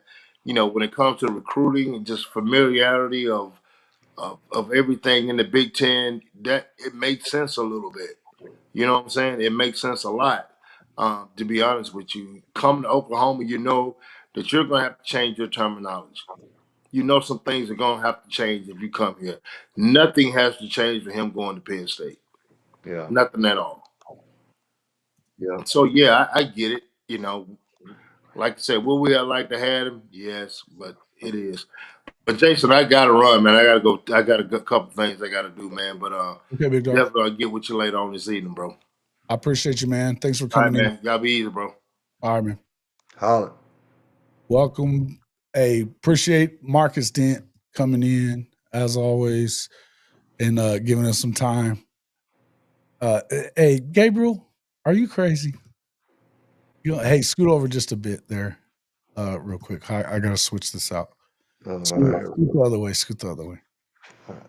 That's my. Here you go. All right. No, you still ain't there. What the hell's going on here? Here, I'll here. Just stay where you are. Stay where you are. Stay where you are. I'll fix it over here. I'll fix it over here. Weird. Shoot, maybe That was weird, dude. you're gonna have to move back to where you were. Maybe. I ain't moved. That's the crazy part. When I turned the camera, it's like that's really weird, dude. Like Well, it's like I'm like at a 45-degree angle right now. now you Like, move too damn much. like at looking at my camera. That's weird, dude. Yeah. Now you're better. You're better. You're better. Okay. My bad. My bad. I was trying to get it to work right with just the two person. Hey, hold on a minute. We need to be talking about offensive. We've been talking about the offense, Sandra, but welcome into the show. And hold on just 1 second. This Bailey cat. This ain't you ain't getting by this. When did Venables get carved up by Ohio State? Because if I remember correctly, Clemson is y'all's daddy in the fucking playoff era. Not for nothing. But they beat y'all's ass a lot. Big brother. You can say what you want, but y'all didn't beat them. So tell me more. Tell me more, please. Yeah, giving up them memberships. Thank you. Bishop Oh, it went Frank, to Sheila. It went to Sheila. big salute. Big salute. Thank you. Thank you. Thank you. Yeah, we talk about offense all the time. We are talking about the offense a bunch. But Yeah, I think this just happened, right? This just happened. yeah, but I mean, I think that the offensive issues, that we presented last year are being addressed. Yeah. Maybe with the tight ends, but let's talk about offensive coordinators and that kind of stuff. So I think we're gonna be good, man. I think we're gonna be good. Super Bowl, huh? You want to know who I want to win the Super Bowl? That's pretty early, but I was thinking about that on the drive down tonight, and I'm not a Chiefs fan, man. And it is what it is. I'm tired. Let me tell you something, man.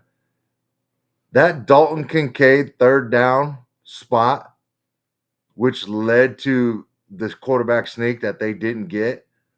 Bro, everybody's talking about the 4th and 1 sneak. Dude, that spot on that little bubble screen to Kincaid was terrible. It was the most terrible spot ever. But I'm not a Chiefs fan, man. I'm not a Mahomes fan. I'm a Tampa Bay Buccaneers fan, and we are the last team to embarrass their ass on the biggest stage, 31-9, and beat them in the Super Bowl. So yeah, I'm never root for the Chiefs. Believe that. So I got to go with the Eagles. I think Saquon's going to run all over them. Yeah. Legend. If they hire from the outside, they're talking about Nate Drayling. So that's my guy, man. I like him too. He's a good coach. Nate's my guy. Met him a couple times. Huh? Tell me what you know about him. He was at State, right? Yeah, he was at New Mexico State, man. He was he's the D coordinator down there, and kind of the one that was recruiting my son down there to New Mexico State. But yeah, I've had some conversations with him, man. I wish he would have been the head coach. I wish they would have hired him as the head coach at New Mexico State when Kill left. But I understand why they gave it to Coach Sanchez. He's a former player. So yeah, he's a good dude, man. I like he's a baller, like 4-time All-American at Pitt State as a linebacker. So yeah, man, it was. I liked. If that is the case, man, I like that. I like him. Like him as a coach, and I think he's a young up and comer. Kind of got a raw deal at Utah State when he went out there. Interim head coach and D coordinator at the same time. So yeah, it happens. He goes to Arkansas State as a D coordinator. We'll see what happens. But yeah, that's my guy. I like driving it. And hey, their family is like Kansas. Like his dad is like the all-time winningest coach in Kansas high school football history. So yeah, he's one of those guys, huh? Yeah. Just I mean, you constantly hear about the Drylings, and they're spread out all over the state, and there's a kid that played baseball for Tennessee, hit a bomb in the World Series. He's a Dryling. I'm pretty sure that's in the family. I saw it on Twitter, but yeah, man, they're deep in Kansas, man, athletically. Yeah. Like it. Yeah. Hey, listen, if he ends up being the guy, that's one thing. I've been saying this. I don't know why you don't just go with Brandon Hall. Well, I think, as DC, I don't think they're going to hire Dryling for the DC. I think they're hiring him as the linebacker coach.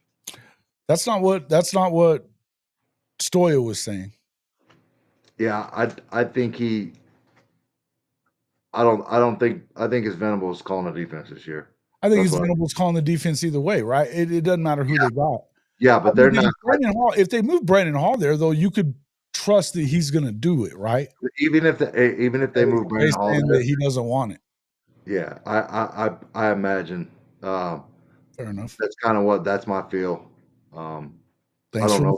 There, Coach Hall has never told me that, but every kind of little conversation. It almost feels like he hasn't wanted it, though, right? I mean, he would take the job without having. He just took this, wanted to be a safeties coach, pretty much. That makes sense. Yeah. Well, I think I could also tell you that I think that Todd Bates could call the damn defense. He knows it. No, that's the point. That's my point. Like, there's multiple people, but in this year of 2025, the only person that BV would probably have given full reign control of was Knowles, right? And I just don't see him like this is a make or break year, man. This is a important year, and I think if BV is going to go down, he's going to go down swinging. Sure, absolutely. Do you still believe that this is a 2-year deal, not a 1? Who for BV? Mm-hmm. Yeah, I don't think even if 2025 ends up being, less, similar to this year, I don't think he goes. I don't think so. A lot of money, man.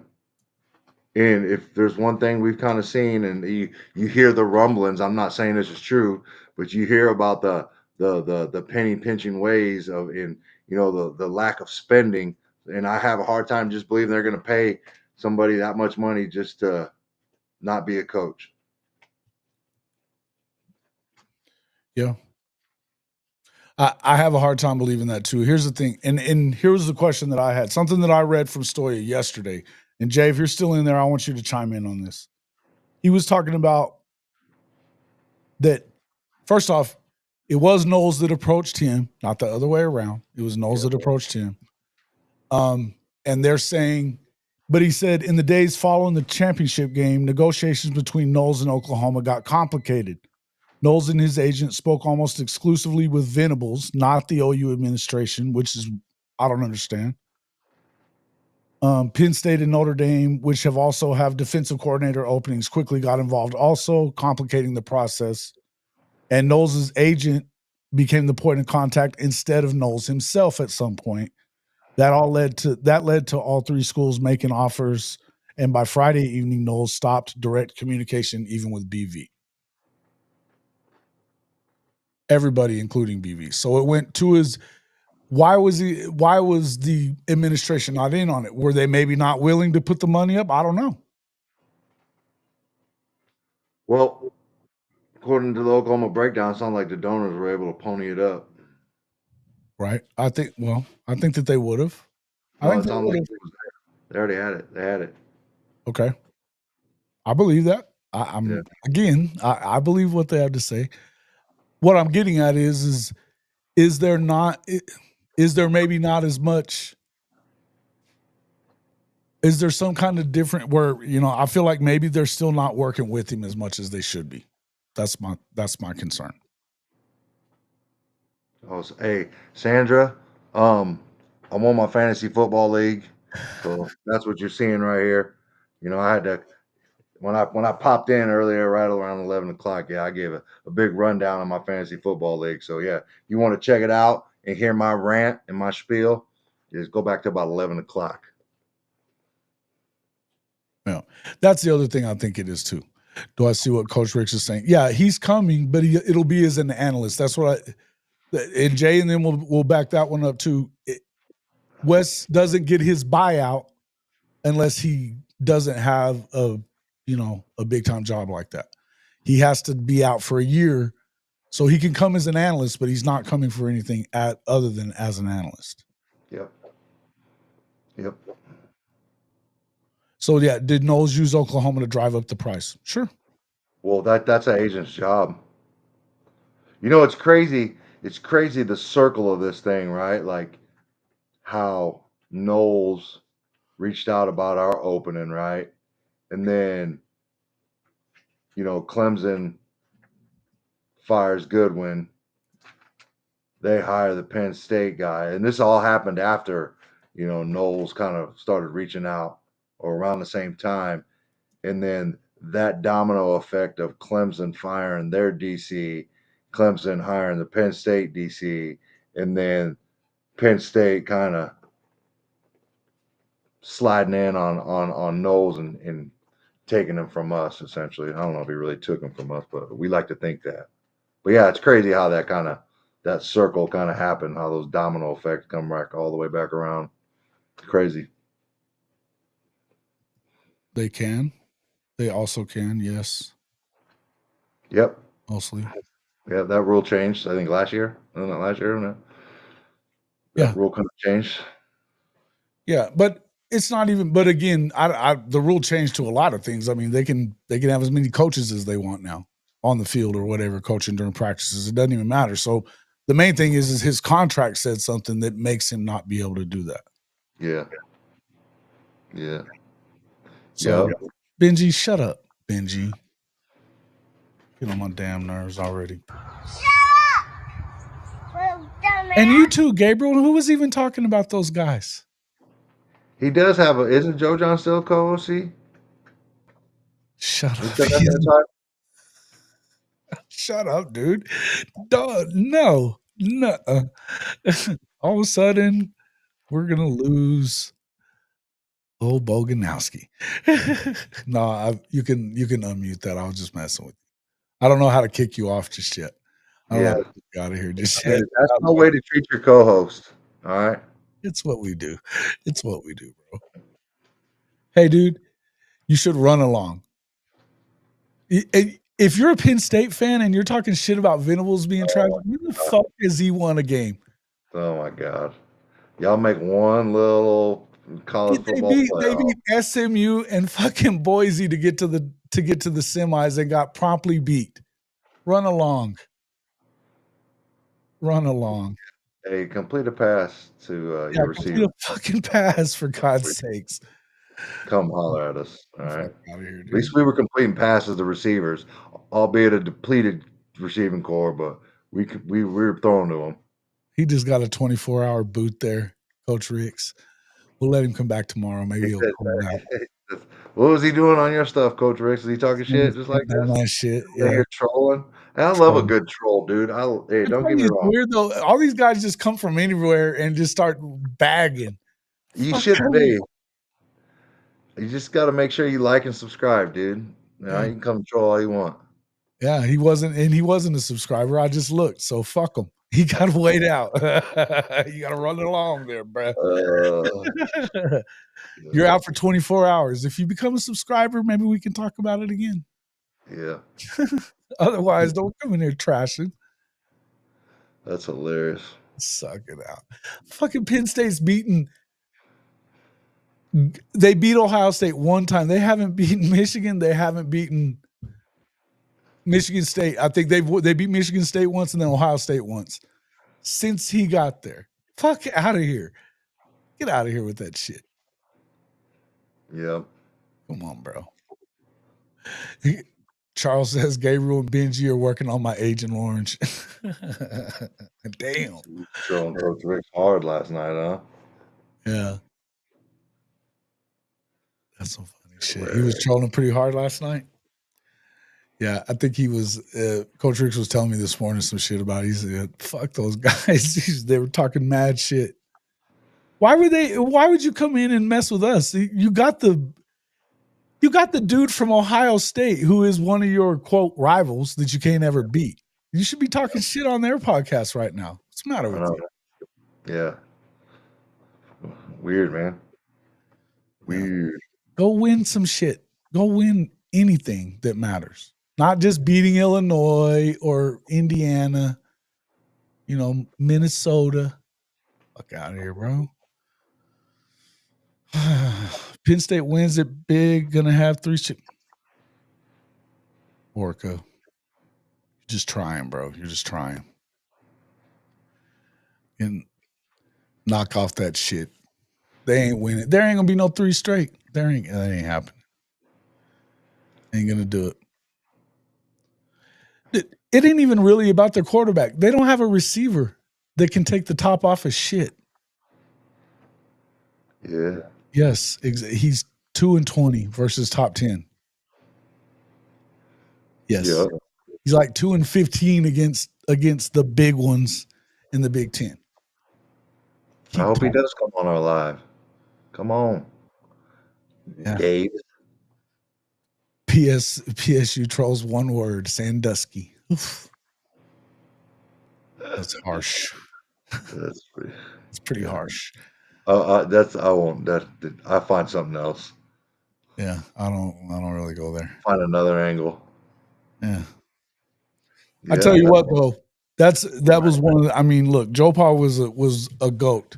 I don't have much respect for it now because he knew about that shit for way too long and did nothing. Yep. So sorry. Yeah. He was saying BB didn't do shit at Clemson and that Dabo was the guy at Clemson. Oh my God, that's hilarious. Ask a Clemson fan what they think. Ask that's a Clemson fan what they think. That's hilarious. That's wildness. Just silly talk. Silly talk. Be better. Come in with better than that. Come on now. I mean, it's got to be a little bit of truth. Like, if you're going to troll, just like a little bit of like truth to it, not just some complete fucking fabrication. Like, that's terrible. Right. Well, I mean, and Clemson owned Ohio State during the playoff era. 3-1 against them. Yeah. No. I don't think that there's a huge. I'll pass this to you. I mean, how does Oklahoma fix the secondary breakdowns we seem to have 2 or 3 a game? Show me one. Show me a team that didn't give up big plays. You know what I mean? On defense, like offenses are good these days, and that big plays. In the passing game, to me, is not always on your DBs, right? Of course, they're going to get the blame, right? They're going to get the blame. But what you need to look, is why is the quarterback be able to just sit back there and pat the baby in, 5-7 step drop and throw the deep ball? It's always twofold. It's not just secondary. It's a lot of D line. Getting pressure. You got to be able to rush the passer without bringing extra dudes. You got to be able to get out the quarterback, even if you're not tackling or sacking them. You got to speed up that mental clock, right? So unfair just to blame it on the DBs all the time, but it's a holistic approach to stopping the big plays, stopping the explosive plays. It's the whole defense, not just the DBs.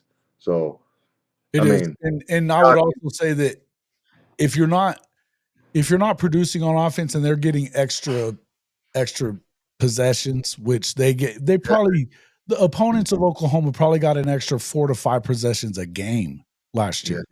Because of their inability to even move the football was part of it, which also led to freelancing, trying to do too much outside of what your assignment was, which we all know that this defense's assignment, you have to stick within your assignments or you can give up big plays. So that's what I would say is a lot of it as well. But again, I'm not going to sit here and just trash the secondary when, it's easy to do stupid shit like that, guys. It really is. But to be honest, you need to be better than that. You got to be better than that. And you got to think about more thing than just the one little thing. There's something always to it. And defense there's more than one piece to it. Bishop Frank, way too much space in that. Back up just a little bit from that screen, bro, before I bring you in. Come on now.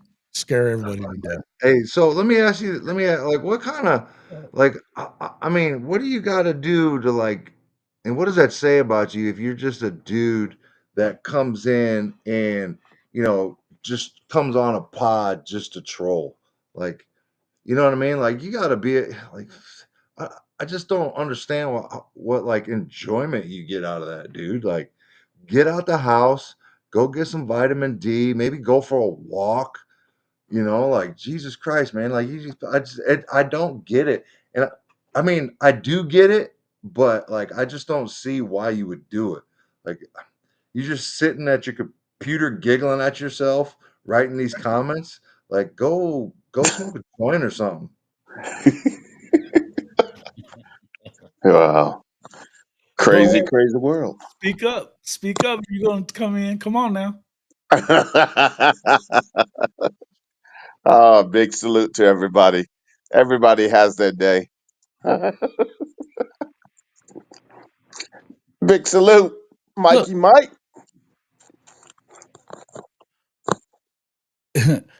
Yeah, Ian, I don't know what you're saying. Good answer. But it is what it is, guys. In the end, you have to look at it in more than one. You got to look at it from more than one angle. There's a lot to it. And I think the best answer that you gave, the best part of that answer was the fact that it's defense is a team. Everybody needs to be doing their job. And if you're not getting pressure from a light box at that, then a lot of stuff is going to break down. But I think as much of it as anything, I do believe that a lot of it had to do with the offense and not being very good on offense. Yeah. Hey, Benji, at least you're consistent with it. You know what I mean? You're not just finding a random pod to get on and troll, but I got no that's not you're probably subscribed and you're on, you come on here regularly. So I don't really have a problem. That's not the kind of the troll I'm talking about. I'm talking about the ones that all of a sudden just show up real quick and that's weird. Start trashing, start doing like Gabriel. The Penn State guy. Yeah. Gabriel, the Penn State guy. Yeah. Funny. Hilarious. There's something, aren't they? There's something. What's up, Boogie man? What's good? What's up? Man, you looking good with that belt on your shoulder. You know what I mean? I gotta do it. I gotta stun a little bit. It is what it is. Okay. Sometimes you gotta do it.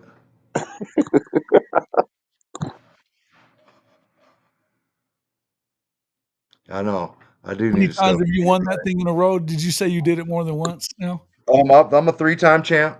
I needed the win this year, man. I did not want to become LeBron James of my fantasy league, man. Because what does that mean? I won 2 titles real quick, and then I lost in the championship like 4 times in a row. So this was a much needed. So you were already LeBron James, then, is what you're telling me. Yeah, I didn't want to I needed to climb out of that hole, right? I couldn't go to the finals like 6 straight years and or how many ever years he went. That's funny. Yeah, I got 3, man. I couldn't be the LeBron, man. Big salute there. Big salute. Hey, what's this recipe for that dinner? You been slicking on us, man. What dinner are you talking about? Yeah, you know what dinner. The one from my When you sister-in-law? slipped out. Yeah. Yeah. Dude, that's a good question. I didn't even get it, man. Man. Hey, so let me tell you something about my sister-in-law, right? Like, I don't know if she necessarily has a recipe. You know what I mean? She just takes she'll go in there and just get like random spices and random shit and just start making stuff, and putting stuff together. And it's always good. I don't It know. works out better than when the college boys do that shit. Yeah, maybe it always kind of ends up good. Maybe that just speaks to my fatness and how hungry I am. But yeah, man, every time she makes it, man, it's always bomb. So I'd Hey, have to. Jason, you should have saw him on that podcast. Before we knew it, he would lead us so sideways. Or you He's start like, look, smelling it, you know what I mean? You start smelling it going down out there, and him and Mike were just carrying on, and I was like, hey, listen, man, I'd love to keep going with y'all, but I don't know what I'm smelling out there, but I gotta go get it. That's some good stuff. That's some good stuff. All right, man. Well, we've been going for now 2.5 hours. Got to get out of here, get some stuff done today. My only day off, so I got to get some shit done. But I appreciate everybody coming in. Glad to see you here, Big Champ. Big Champ coming in with the champ cup. is here. He's got the cup and the belt. So appreciate that shit. Bishop Frank, appreciate you coming on again. Hey, big salute. Big salute, man. Shout out to Coach Ricks. Shout out to Marcus Dent from the Gridiron Insight. Make sure you guys get over there and check out all these guys. Yeah, Podcast. please. Sooner Legend will be with Mike Boganowski this afternoon. Mike and Mike in the afternoon. Make sure you guys get over there and check them out as well. Make sure you get over there and check out Coach Ricks and Marcus Dent's Gridiron Insight. Hey man, we're always on. We're doing all these shows, man. So make sure you guys want to make sure you see us. Hit that bell button, hit the like button. Tell us, share us with your friends too. We'd appreciate it. Yeah, run up the likes. Run them damn likes up, man. Or you can even hit the dislike if you want to be a hater. I don't care. It's all good. But the haters are gonna hate. They do. They do. Haters are hating. I got hated on again last night, man. But we ain't gonna bring that shit up today. Hit me up. Here's what I gotta say about them. Offline. Hey, listen. Don't think that these trophies aren't going to show up tonight on Mike and Mike on Mondays, because they will be there. All right. You already know. Believe that. Big salute, Mike. Yeah, I ain't mad at you, Boogie Man. I ain't not mad at you. That's good stuff. That is good stuff. All right, man. Appreciate everybody coming in. We'll see you all on the next one.